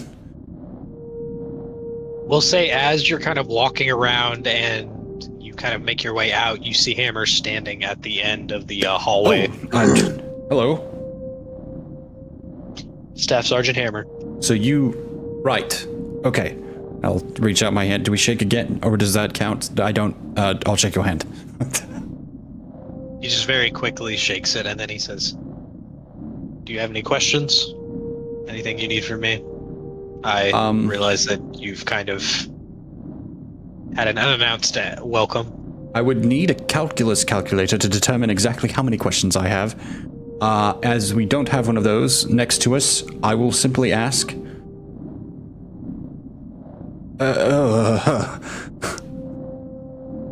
That's what he says. Take all the time you need. He nods. Interesting. And he pulls out a data pad and just kind of begins to scroll through it. So I know that you're acquainted with Alex, our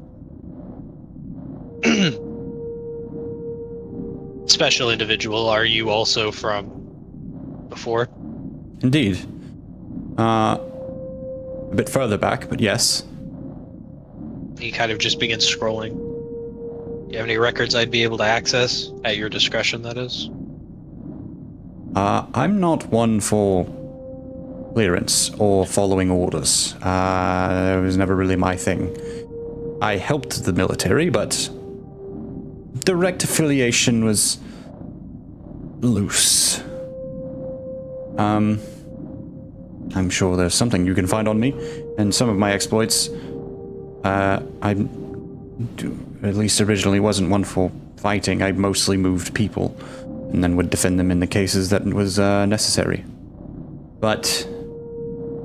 And after you say that, he kind of stops you and he says, "So you're the other half. You're how he was able to get everybody out. All those daring missions." Yes, he shoved me back inside of Tullas, as he had a bomb explode in his face, as the people I was rescuing moved Tildas. It was a dastardly trick, devilishly clever, but that is his way. well. But yes, Tilda's moves from place to place. It is interdimensional and spatial. You see his eyes go very, very wide at you mentioning this. You and I are going to have many conversations, but I would like to give you this so you're able to catch yourself up on anything that may have happened while you were gone. Takes the data pad. And He's like, "You think I'm interesting? I know of a certain 1,000-year-old wizard we might be very interested in." Just like a passing comment, and just start scrolling a little bit. His eyebrows still raised. He just says, "One thing at a time. One thing at a time." Like, obviously, that very clearly breaks way beyond like typical ages. No, yeah, I don't. The only thing that would be comparable to that age-wise would be the giant stonebacks that you guys have seen. Wow. And even at that, the oldest they are probably like I can't think of anything that's 1,000 years old. Maybe a sun elemental, but nobody's seen those except for. Yeah, I was about to say. But he just kind of like, while scrolling still, he just kind of looks at him and trying to look at my notes at the same time. I cannot remember. But I just like, by the way, it's called Tilda's, teleportation in location and dimension. Well, location, dimension, and space, but you already knew that. So, I just kind of shorten it to Tilda's. Sounds like a tavern. Confuses people sometimes. Fascinating. Makes it much more easy to just talk about it and not have everyone ask questions. I do have a question. Are you able to tell what remotely is going on in Tildas, or does the magician have to physically be there to know what's going on inside Tildas? It's I mean, same as anything else. I'd have to be inside of it to understand what's going on. And I definitely would have brought the dwarf. I forgot about the dwarf. I definitely would have brought that and like took it to the infirmary, still wrapped in that wire, and then strapped it down to a table or whatever, or told someone to do that, considering I don't know where the infirmary is. To whoever carried it in there, it has been inert the entire time. It has not made a noise. It has not moved. I found a It has voice just mod been back perfectly for the- still. Found a voice mod I thought of for screaming dwarf.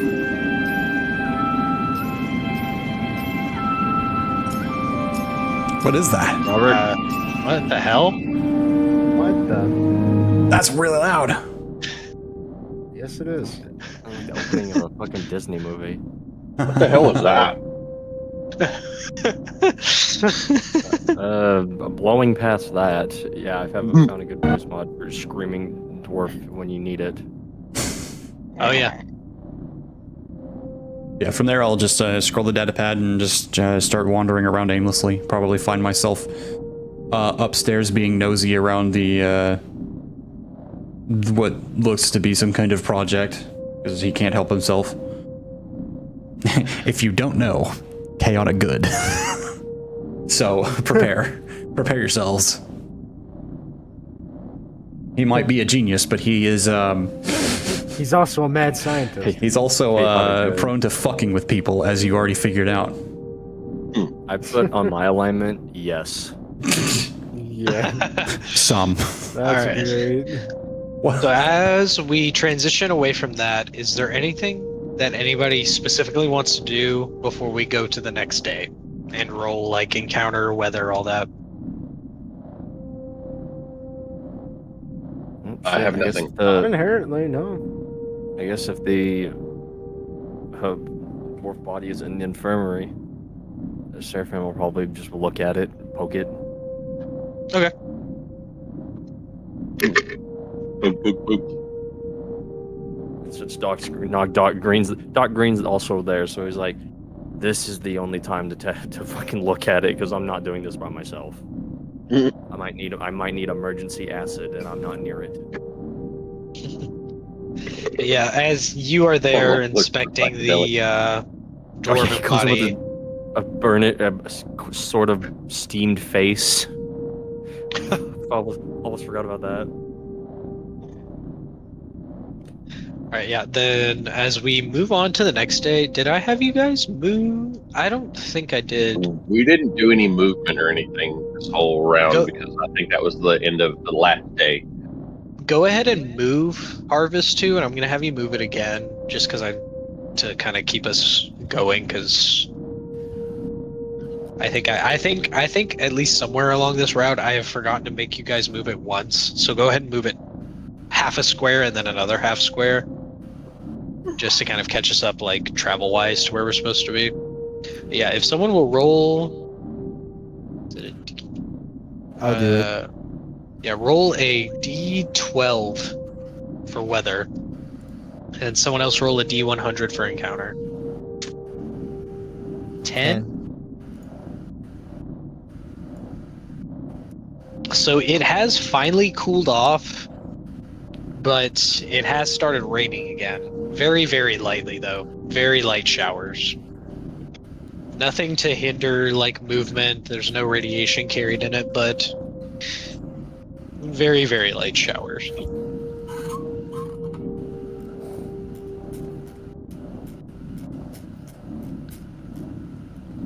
And did someone roll encounters? I rolled a 55. A 55?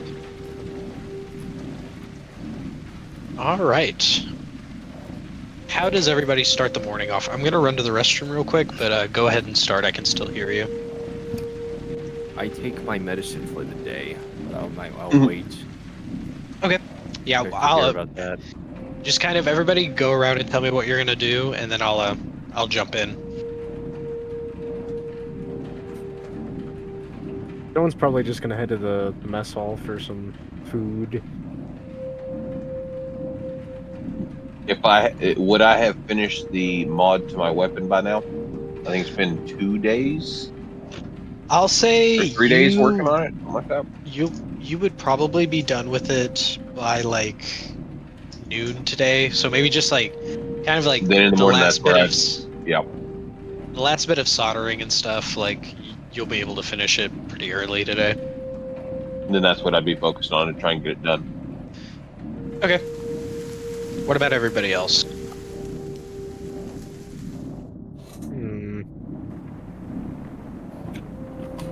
Yeah, Stone's just gonna eat in the cafeteria.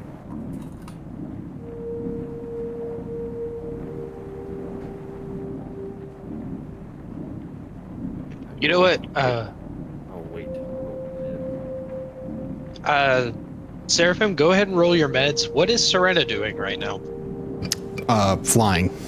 Ooh, a 3 and a 2. Unless I was already done, I don't know. She was flying out to go, like, scan I'll and survey. say you were doing surveys. Give me a perception roll Okay. at advantage, because you are using technology to aid you. So yeah, roll perception at advantage, and we'll see kind of what you were looking for out there and what you find. Okay.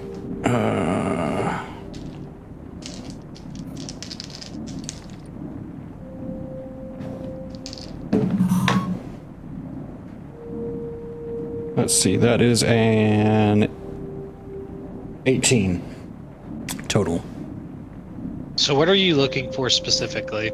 I'm mainly just taking in scans, but like if I see anything, I see then I see it. But like I'm mainly just trying to get information into Sato so I can bring it back for the inevitable like talk we're gonna have to have about hey, there's a tower, a sinkhole, and a fortress. The fuck.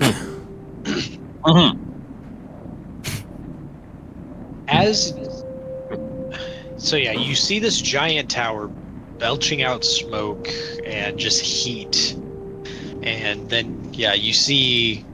I'm also Even doing though this, it by the way. is I'm doing this so- from like the troposphere. Like I'm like in the upper atmosphere, doing this scan. By the way, I've got like Sato plugged into the fighter. You read my mind. I Deliberately was trying going to to ask stay up how high. high you were up. Thank you. Thank you. Yeah, I I'm needed deliberately that. staying very high up, abusing the fact that it's a spaceship.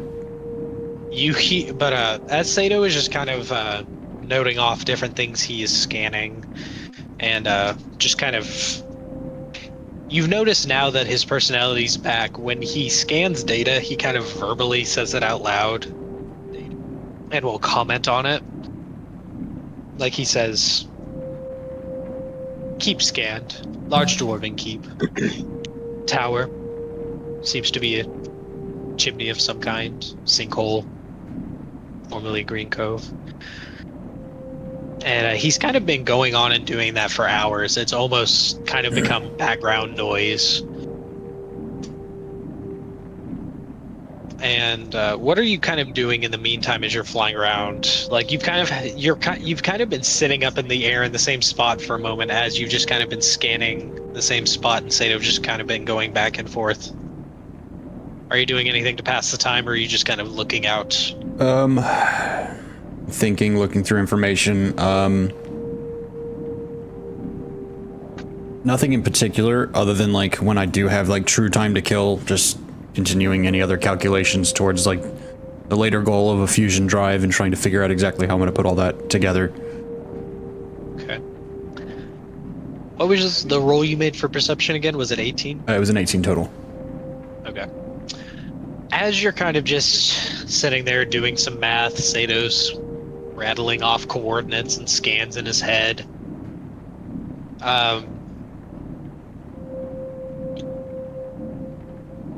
Your eyes are unfocused, but there's like, it's almost like someone shines a flashlight on your face for a moment. There's just like a concentrated light on your face for a split second, and then it just kind of moves. Since you're so focused in on whatever math you're doing, you don't quite catch it, but there is like, it's very obviously like light hit your face and then like moved away.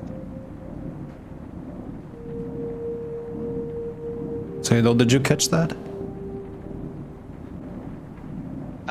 Yes, I did.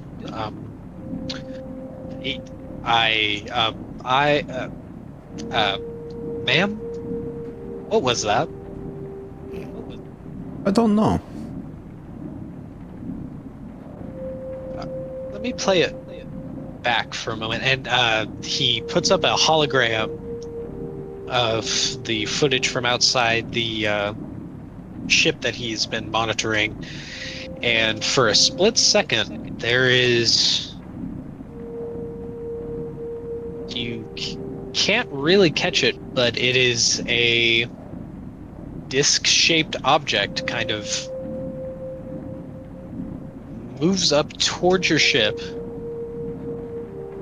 and then immediately flies back away from you in like a blinding white flash. And it almost looks like this object is just moving through space without any type of friction. Like it's just freely moving in space, like no propulsion, nothing, just... And it's just like, it's there, and it's not.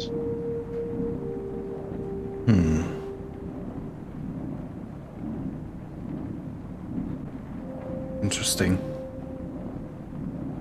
Roll for perception.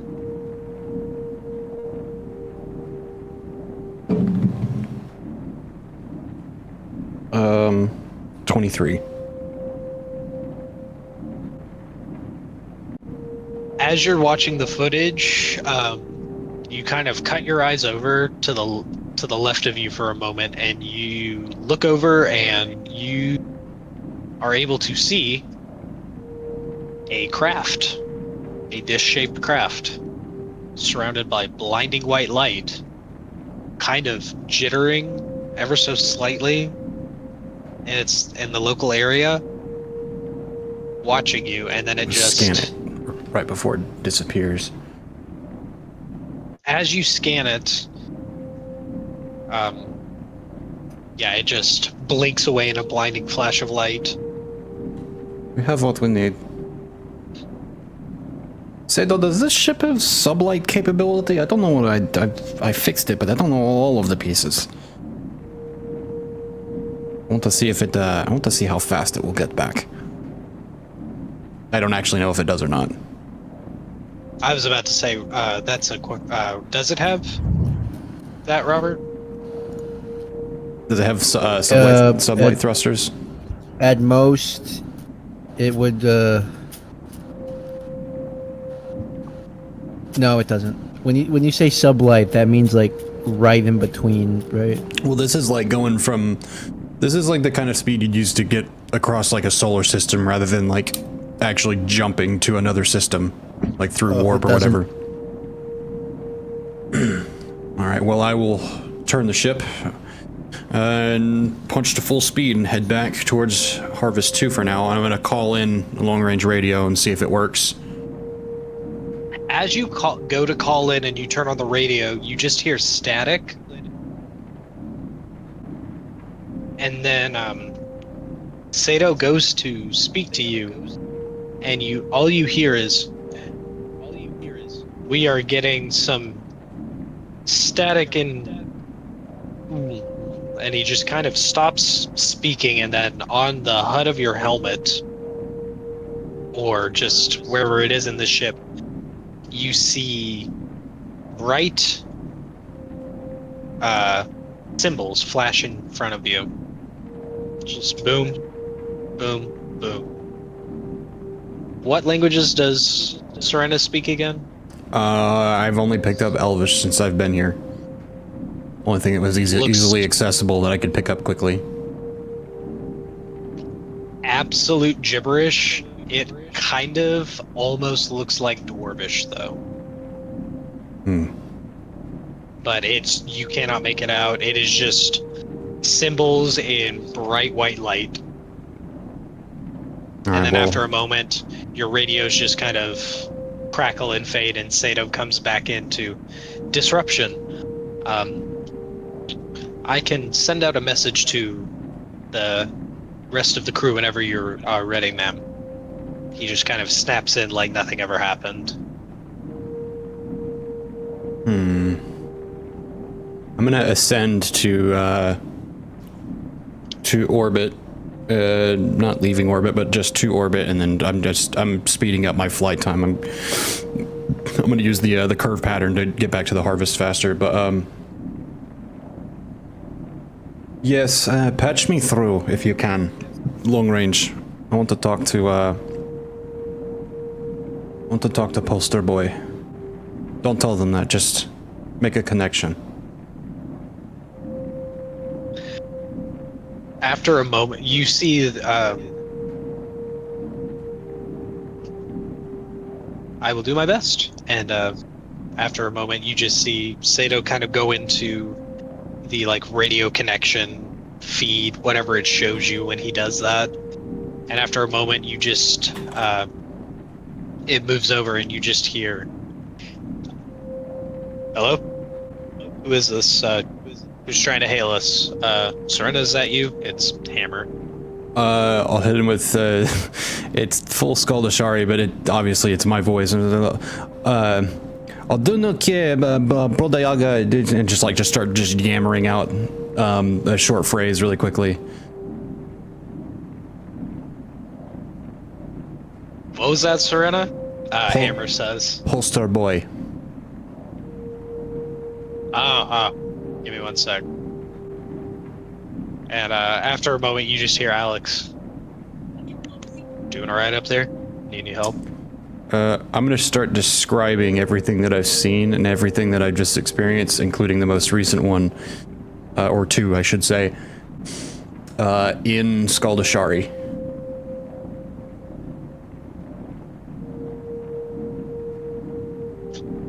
In what he says back to you, instead of saying it back in common, he actually seems to say it back in Skaldashari. He just says, "The hell did you see up there?" It kind of chuckles for a second.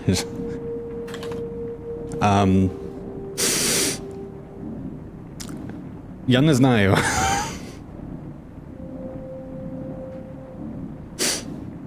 This just means I don't know. You're gonna have to give us a rundown when you get back down here. And then we will cut back to the hab, because I'm gonna say it'll take you 2 hours to get back. Okay. Even with your super fast flight plan. Yeah, So who wants to definitely start us gonna take back time off still. on the hab? As we move back in. Seraphim, roll your medicine. That's what I want to do.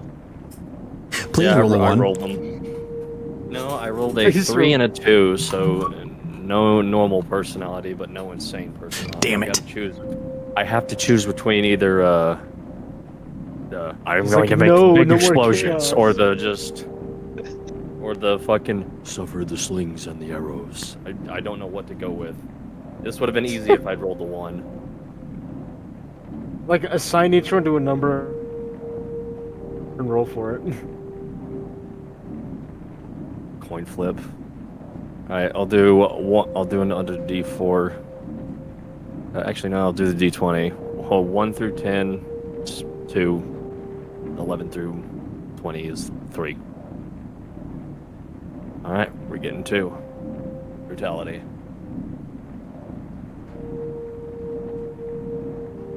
Medicine check done. So where did you take your medicine? Where does the personality shift happen? Here in the morning. Seraphim, after poking the robot enough times, probably did his usual of working on his notes and checking the books until he fell asleep in a chair again. He hasn't slept in a bed for a fucking while. These chairs are his bed, and so he's back in the office. I will say, as he wakes up, he immediately realizes that Rigel is gone. Where did he go? And I won't make you roll for it. We'll say that in the times that Rigel has spoken to you, specifically, come down and spoke with you, taught you things like that, you would know that he does have to go back up to help keep up the solar energy that comes down to the planet. Because if he's gone too long, then his part of keeping the sun alive, what is now the sun of Urromos alive, will begin to crumble and diminish. He can only be here for so long. Speaking of Rigel, small, quick, a pinch moment here. While I'm up, basically in orbit, I'm gonna look up and just go, Rigel, can you hear me? And just see if I get an answer. There isn't you don't hear anything, but you do notice that I won't say sun, the solar object that is beaming light onto the planet does kind of you can't explain how, but you notice that it almost acknowledges your presence there. I'll just kind of give a wave. This planet is so fucking weird. This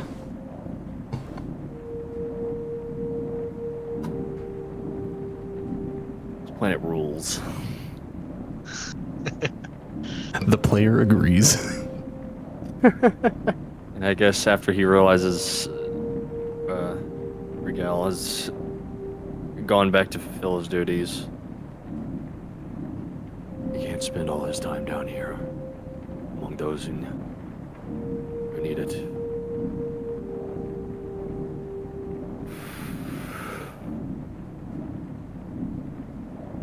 I wonder what that wizard knows.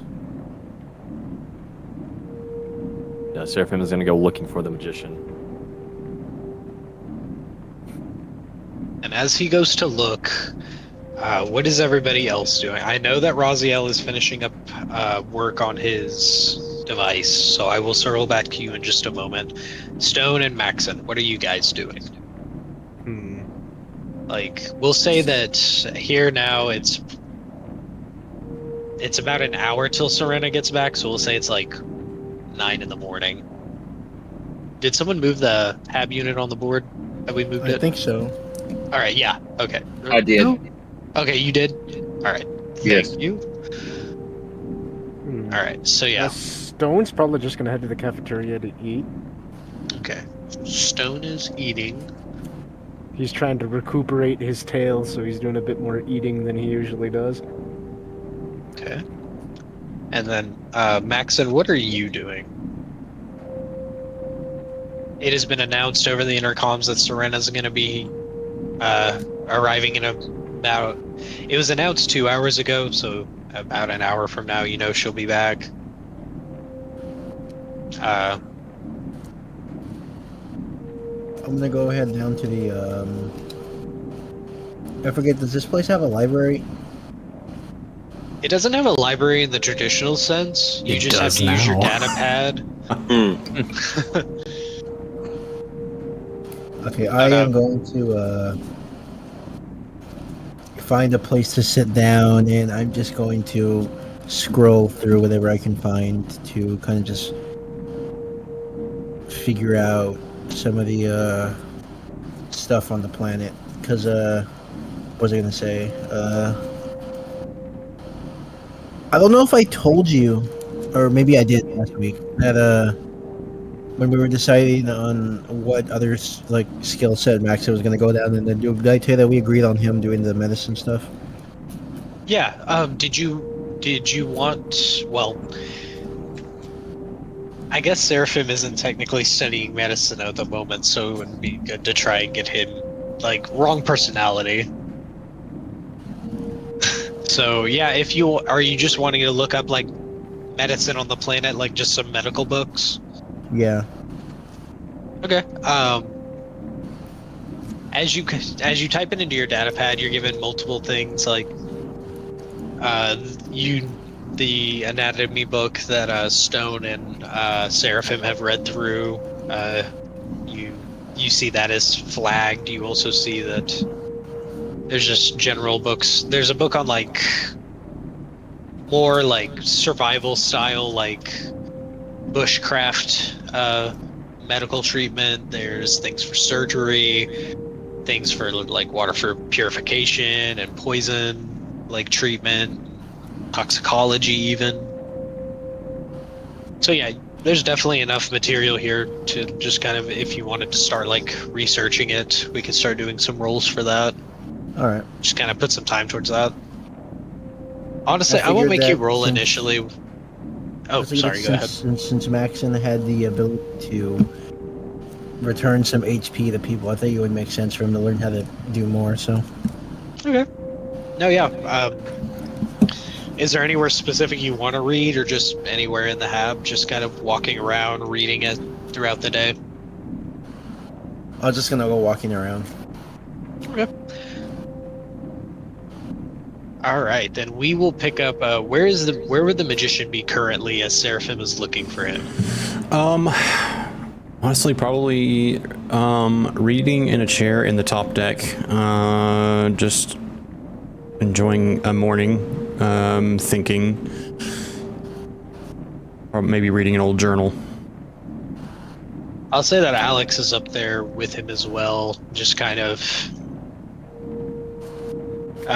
looking out into the slight misty storm that is surrounding the hab unit currently.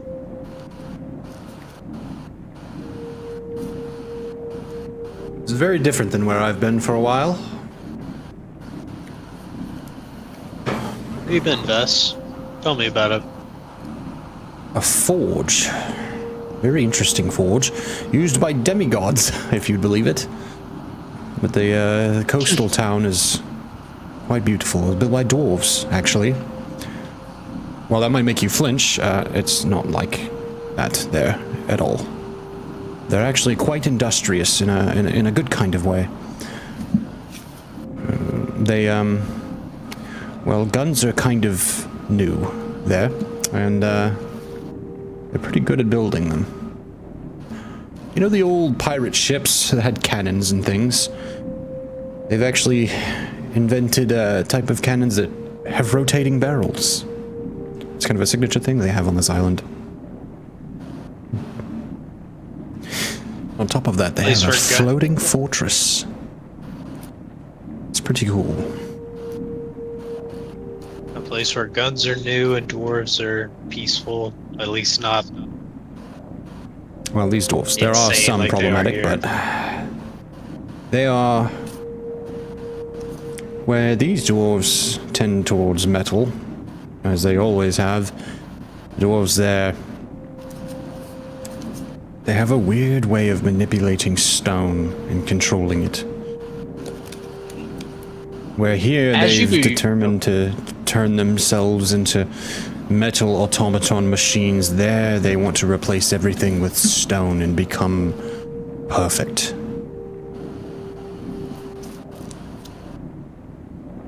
Sounds like we may have to keep an eye on them. They're very isolationist. It's an interesting world. Should go there sometime.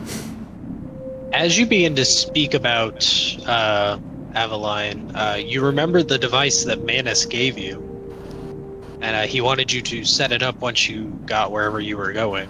Remind me what it was. I remember him handing me something, but it He didn't say specifically, he just said it was a device, and to just set it up once you got situated wherever.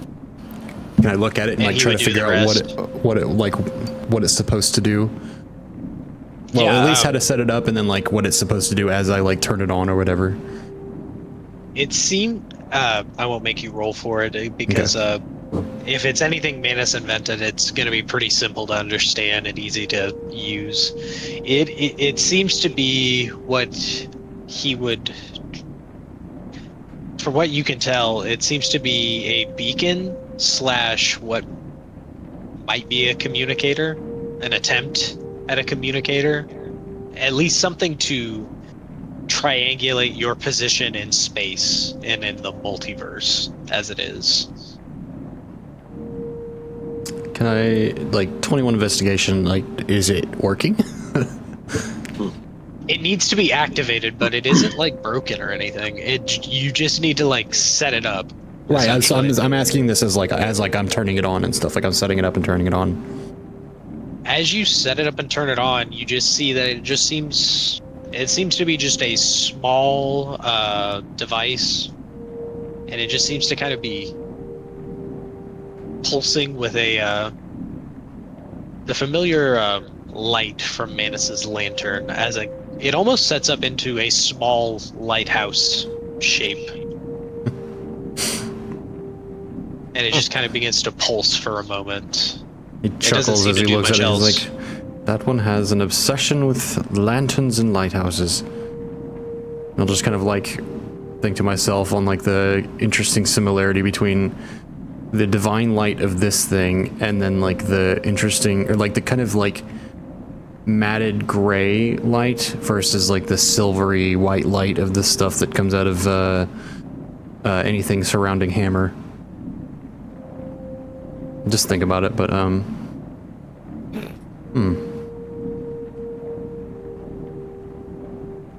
It doesn't seem to be doing anything at the moment besides just kind of pulsing. With your crazy high passive investigation, you assume that it's trying to locate wherever you are and connect it to wherever the other side of this beacon is. and I'll flick the side of it twice, and I can think of a certain elemental elf that you'd also quite like. Alex does some freaky stuff. His sister's cool. She's very, strong. I just fancy kind of, some breakfast, though. I'm done thinking for now. Eating sounds good. And he just kind of nods and follows behind.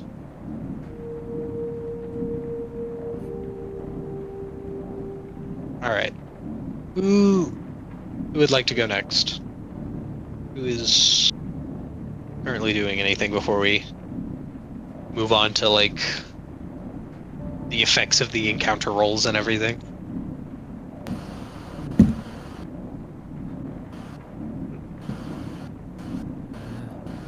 Seraphim, you were on your way to find the magician if you want to do that Yes. before we move on. So I am walking around.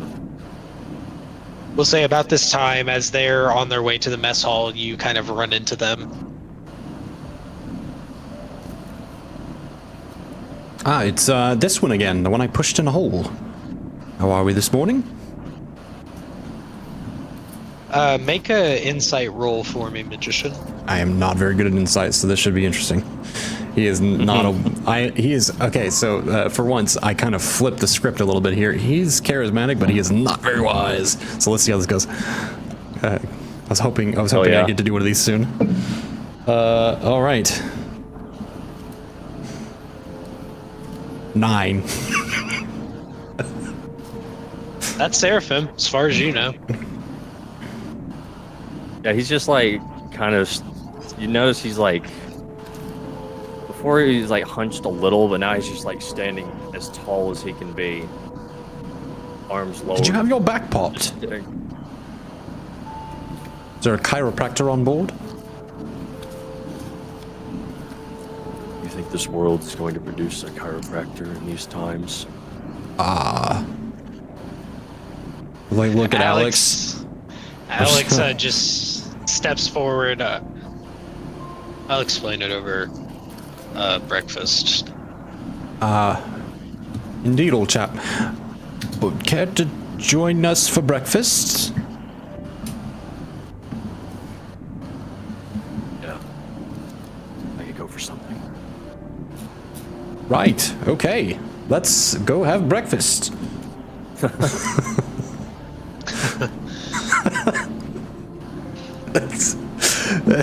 What a pack of people he's ran into. He went from like a possum guy, the king of a planet, a fucking, I mean, basically Iron Man, a pirate guy with crazy elemental abilities, a guy that floats,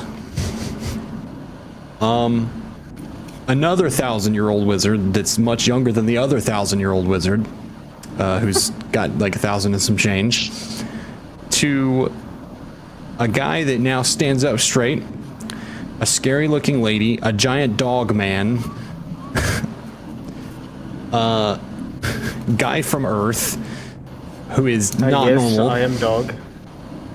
It is just a gathering of stuff, man. Magic.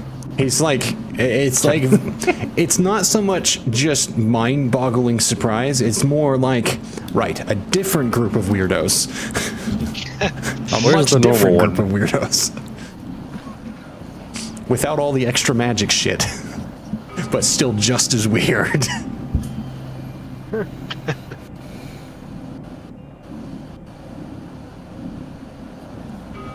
So, my intention is to arrive, like, and hopefully most everyone's down there, because now I'm like curious to ask everybody things, which of course we don't have to like go over everybody's backstories again, but we could, if everybody wants to, we could kind of go around the the summarized version of what you tell the magician as he's like eating breakfast.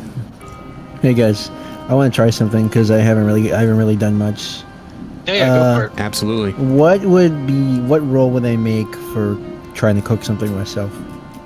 Ooh. You would need to Survival? make either that or a roll with a cook's utensils.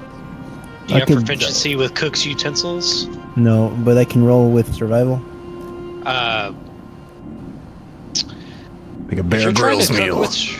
I was about to say, yeah, if you're wanting to make a really bare bones, just like, are you wanting to try and like cook and like make something, or are you just trying to like bring meat to the correct temperature so it won't kill you type thing? I'm trying to cook a meal. Then yeah, I'll roll with since you don't have proficiency with cook's utensils, just roll with your dex modifier.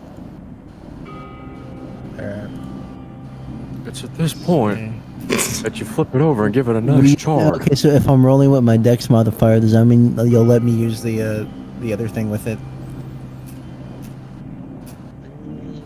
Since this is technically like using a tool, no, because it's specifically with like, well, go ahead. Okay. 3.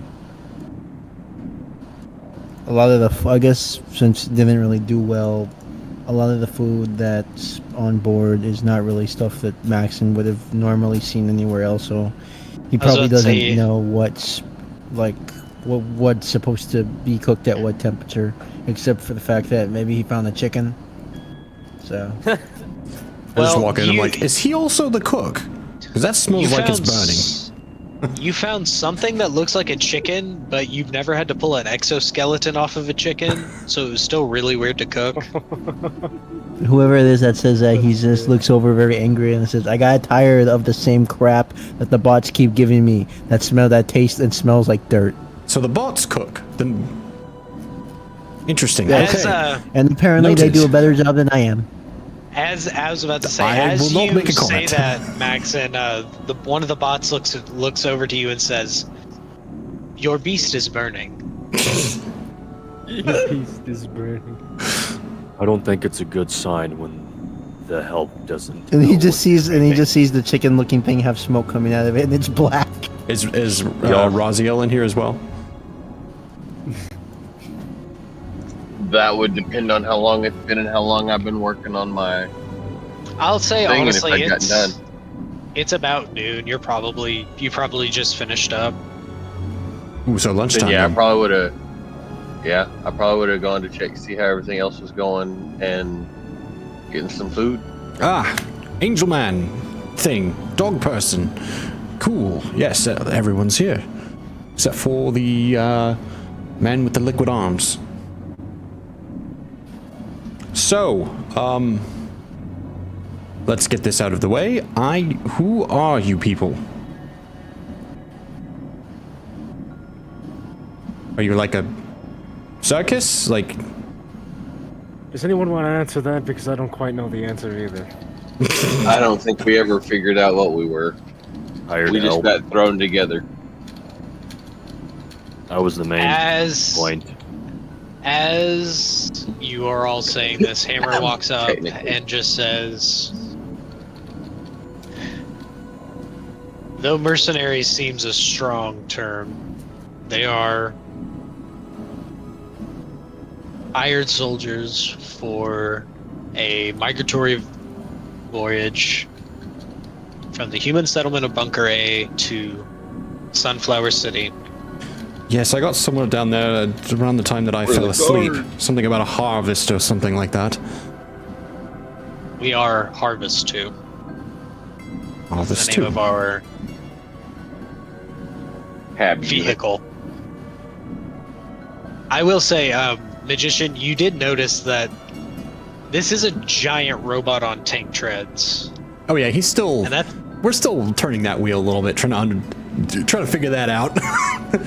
Trying to like kind of come to terms with it slowly and figure out what questions to ask. also, the more you look at Hammer, the more he looks almost uncannily like he there's something about the way he looks that you just can't quite piece together.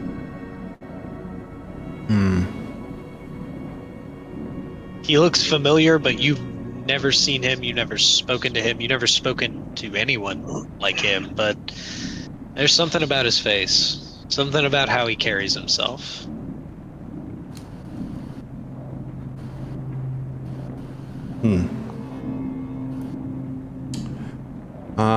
Later. So, I'll just kind of like look around the room as I like kind of like take a second to drag my eyes away from him.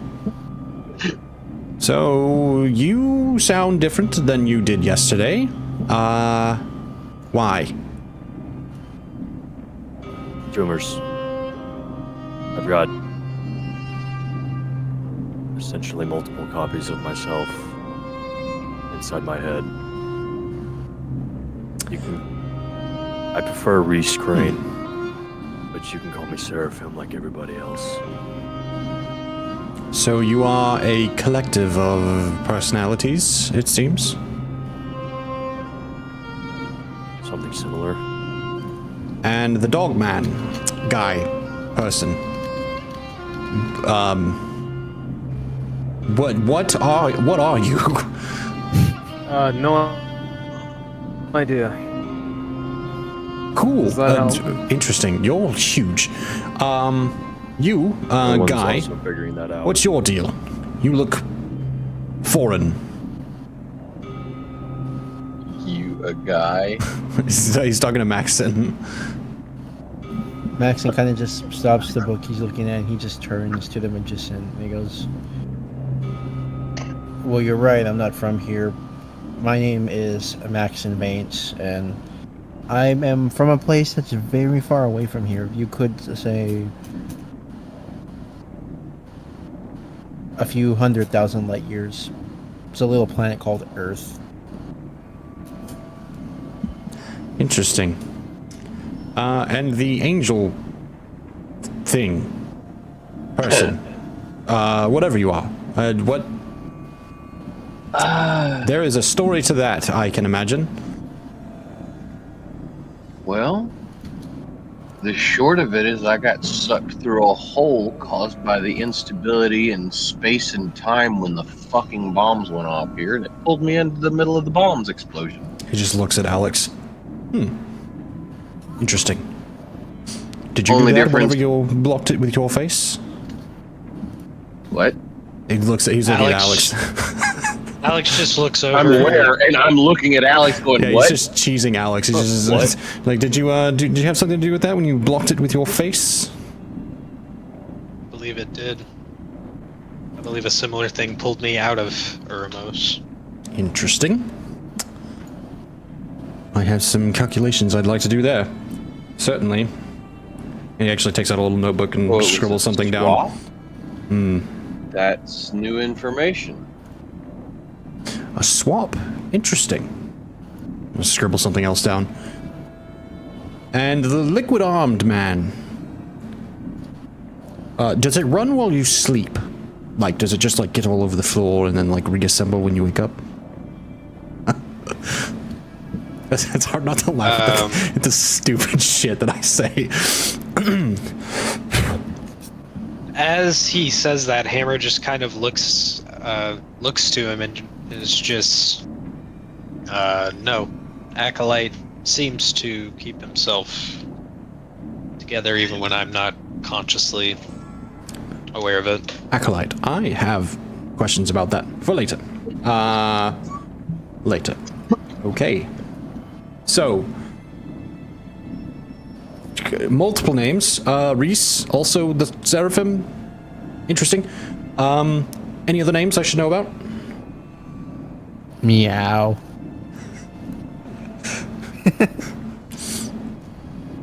Good answer. I was making a SpongeBob joke. Points at Stone. Meow. Stone. Raziel, angel guy. Maxon. Brazil. It's Hammer, fine. which is there are no jokes that come to mind whatsoever. I won't tell.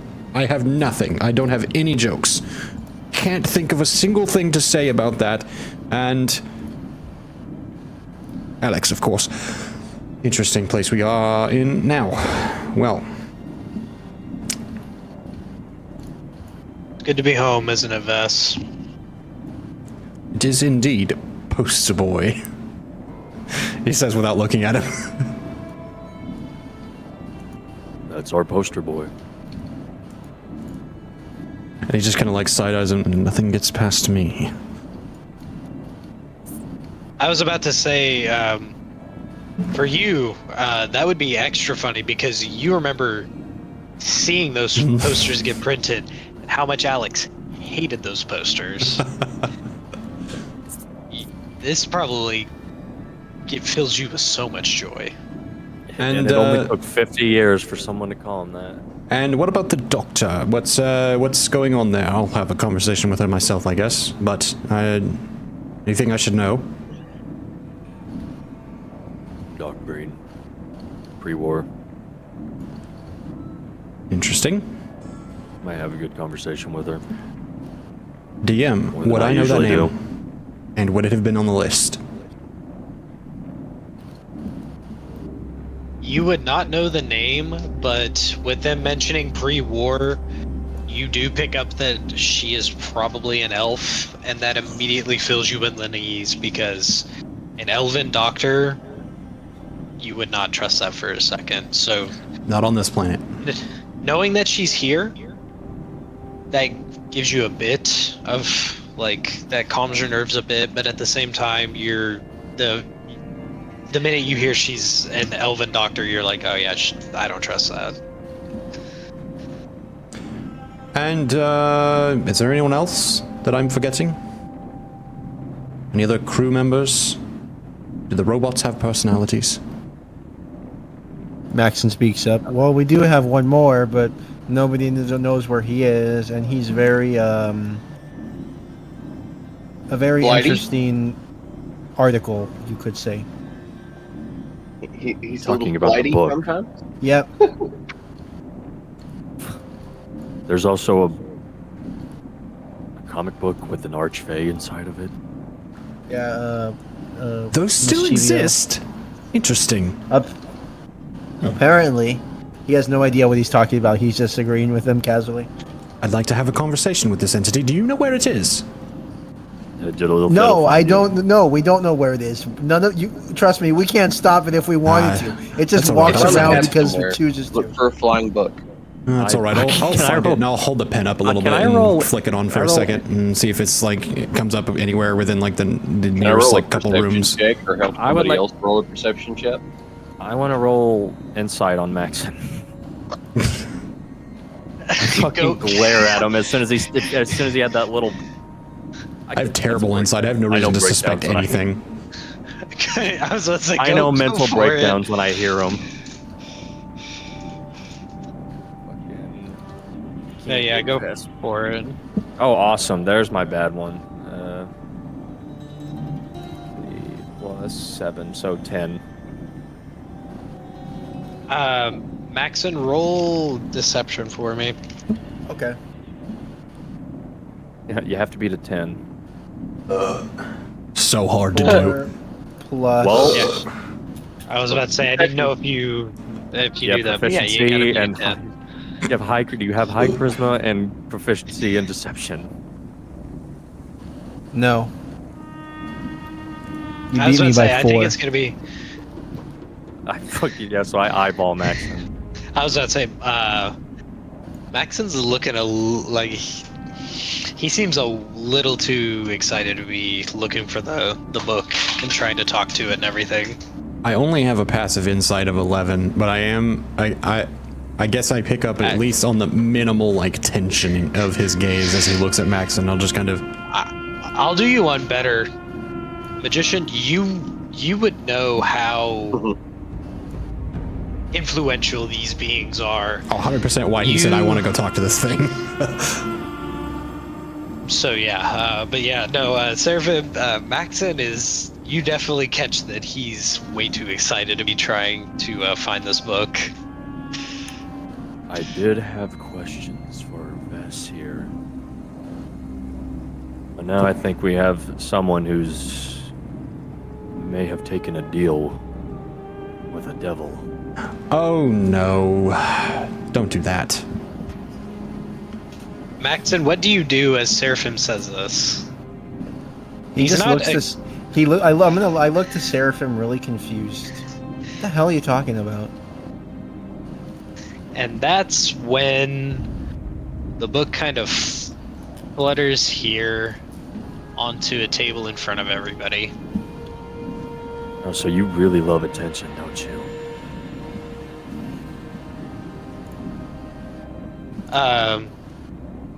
I will say, Vess, as the book falls down, you just hear a faint humming over your shoulder, and it's Alex, and his eyes are crackling with solar energy.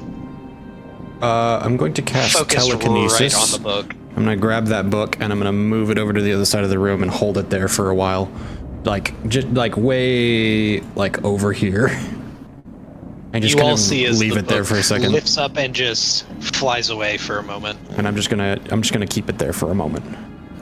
All right.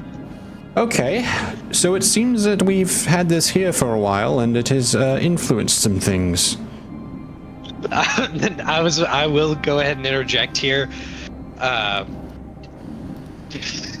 This is like if an exorcist came to a house and it was like you could visibly see all the angry evil spirits flying around. Like you can see not only now that you know what's going on, not only do you see that Maxon is kind of crazy, Raziel, you are also. There's a reason I was trying to look for it.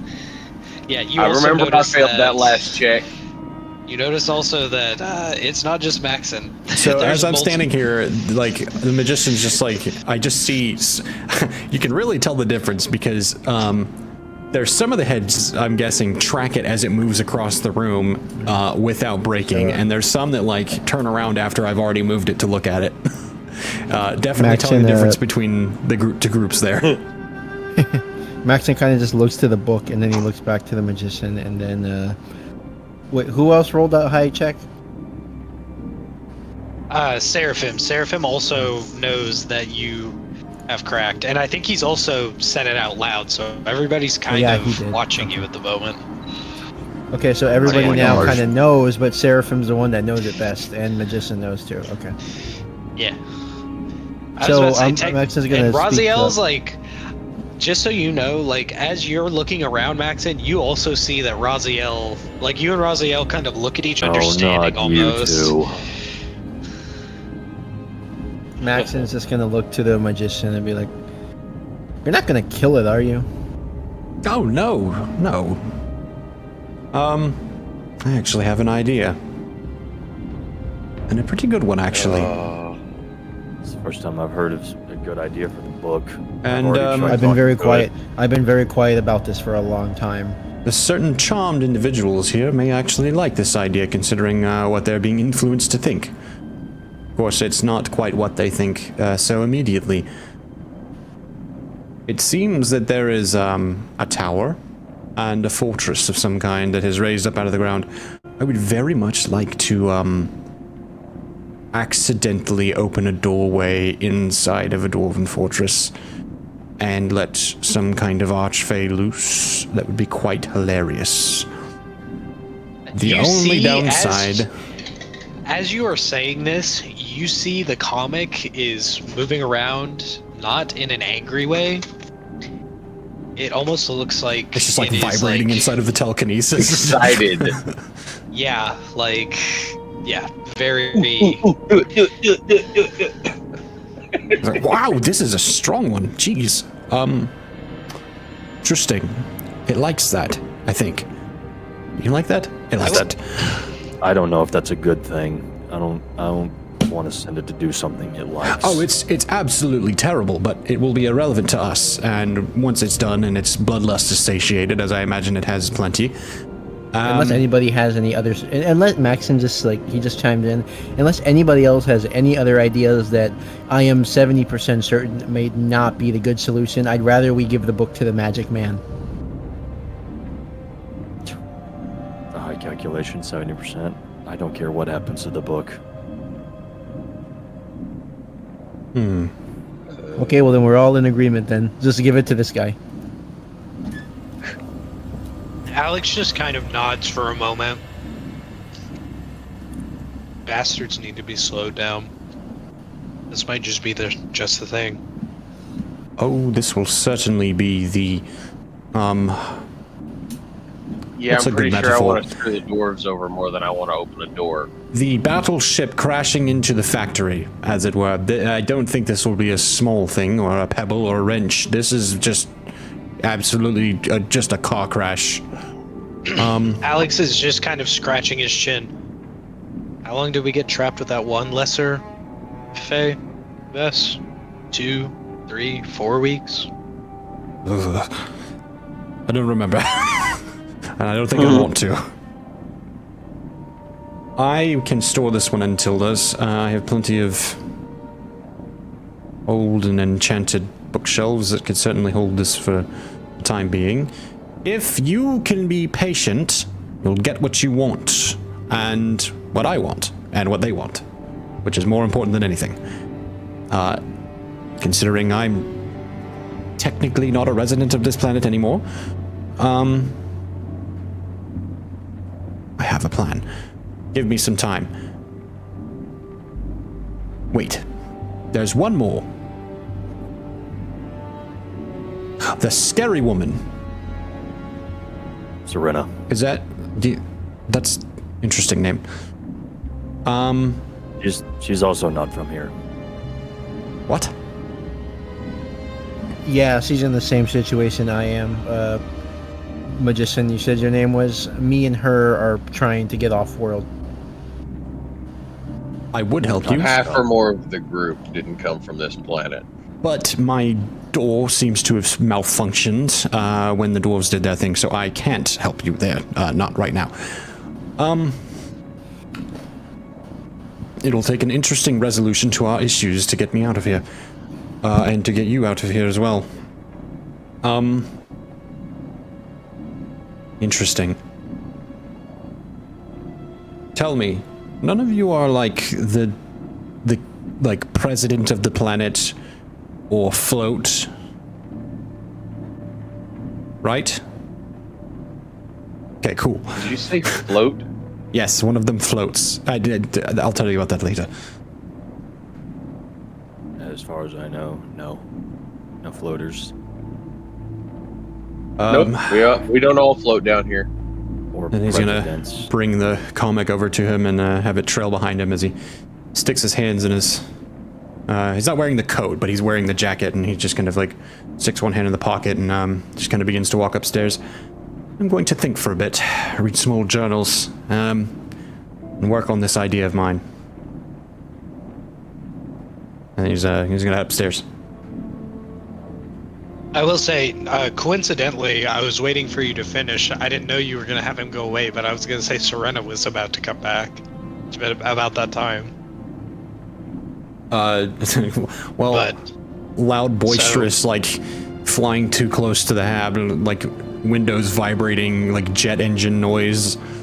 Yeah, do you guys know what I'm talking about? That and it's like something vibrates the window violently. Like, Oh yeah. She's here. Interesting. I have ideas. Later.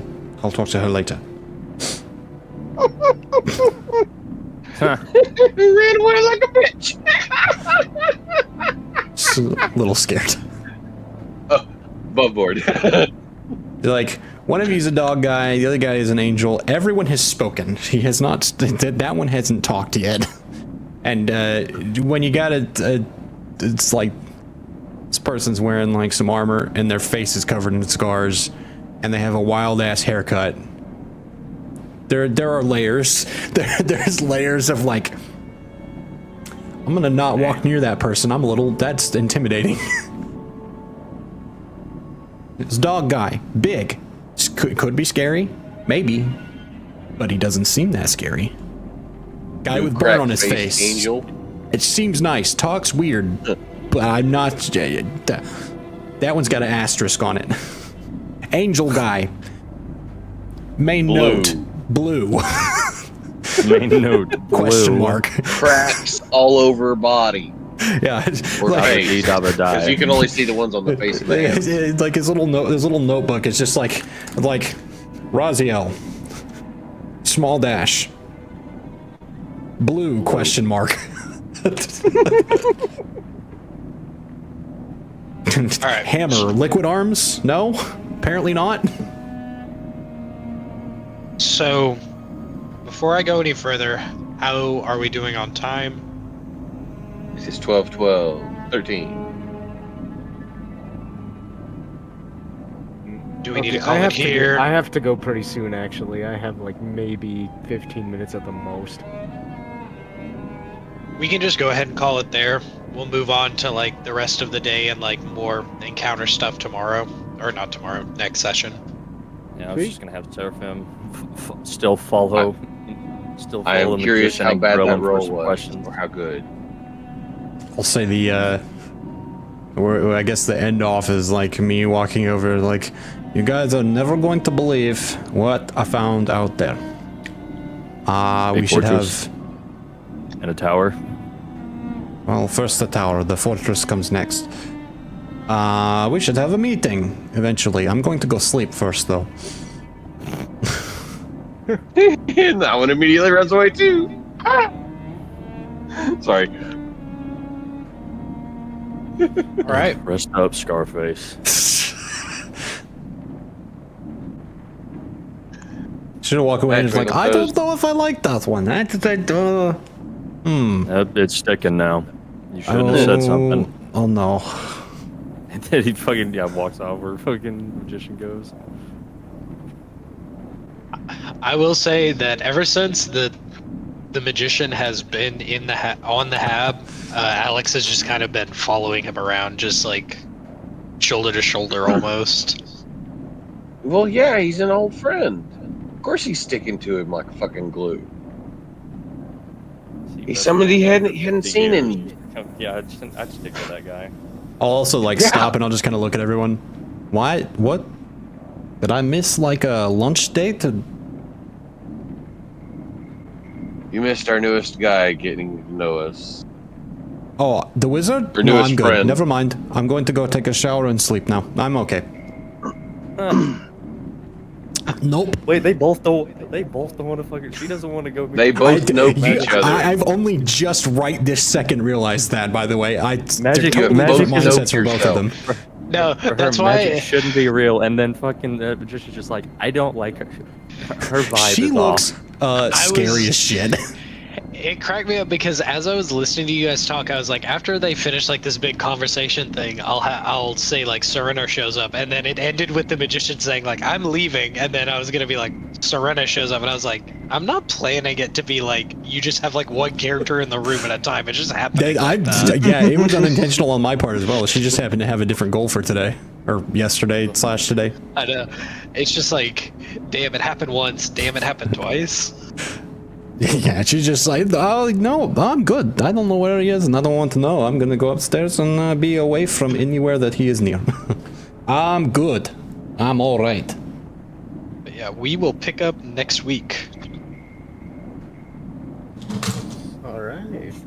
The funniest misspeak I've ever heard was on live television after the Bedlam game a bunch of years ago in like 2013. And I'll say this to carry us into next week's session. The announcer goes to say next week down in Dallas, and the words that leave his mouth are we'll Debbie see you does. all next week down in Dallas. Next week down in Dallas. I was Next like, week down in Dallas. next week down in Dallas. Next week down I in was Dallas. like, And Dallas. I heard it and I was like, Funny. those were words. Something happened Those there. were words. Words happened, and they failed. Next week, down Dallas. Right there. So, a wizard. That was fun. I haven't got to do that yet. I've played Trollor for like 5 minutes, but I mean, he also is a high-level wizard that is just around and teleports a lot and does research. But I also love getting to play a chaotic neutral wizard, or not, a chaotic good wizard, pushing people in holes. He does good, but for the wrong reasons. He does good, but for the wrong. He does good in the Yeah, funniest better sort of trickster ways. God. He's just doing his own thing, and it just happens to be on. He does nice. good unintentionally. All right. Well, have a good one, everyone. I will see you all next time. Peace. Next time. Nice. Night. See it. Who wants to hear the voice mod I found that would be the screaming dwarf? Let me have Hit it. me with it. Sure. Alright. It might be loud, so yeah. Ready? Just I in was case. expecting it. It's a screaming dwarf.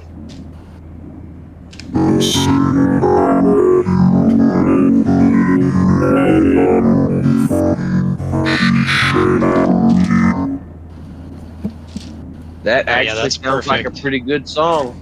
Yeah, that's perfect for what I had envisioned.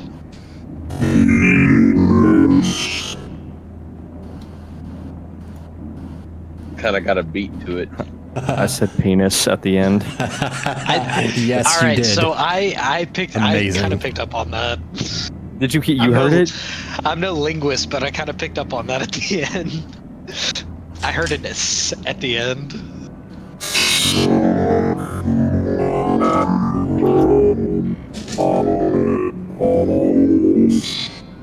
Know your mother.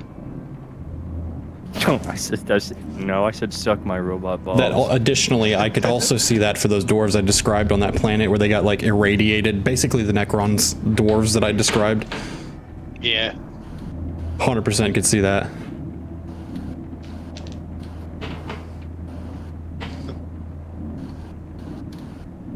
All right, I'm going to kill the stream now. It seems as though everyone's mentally moved on.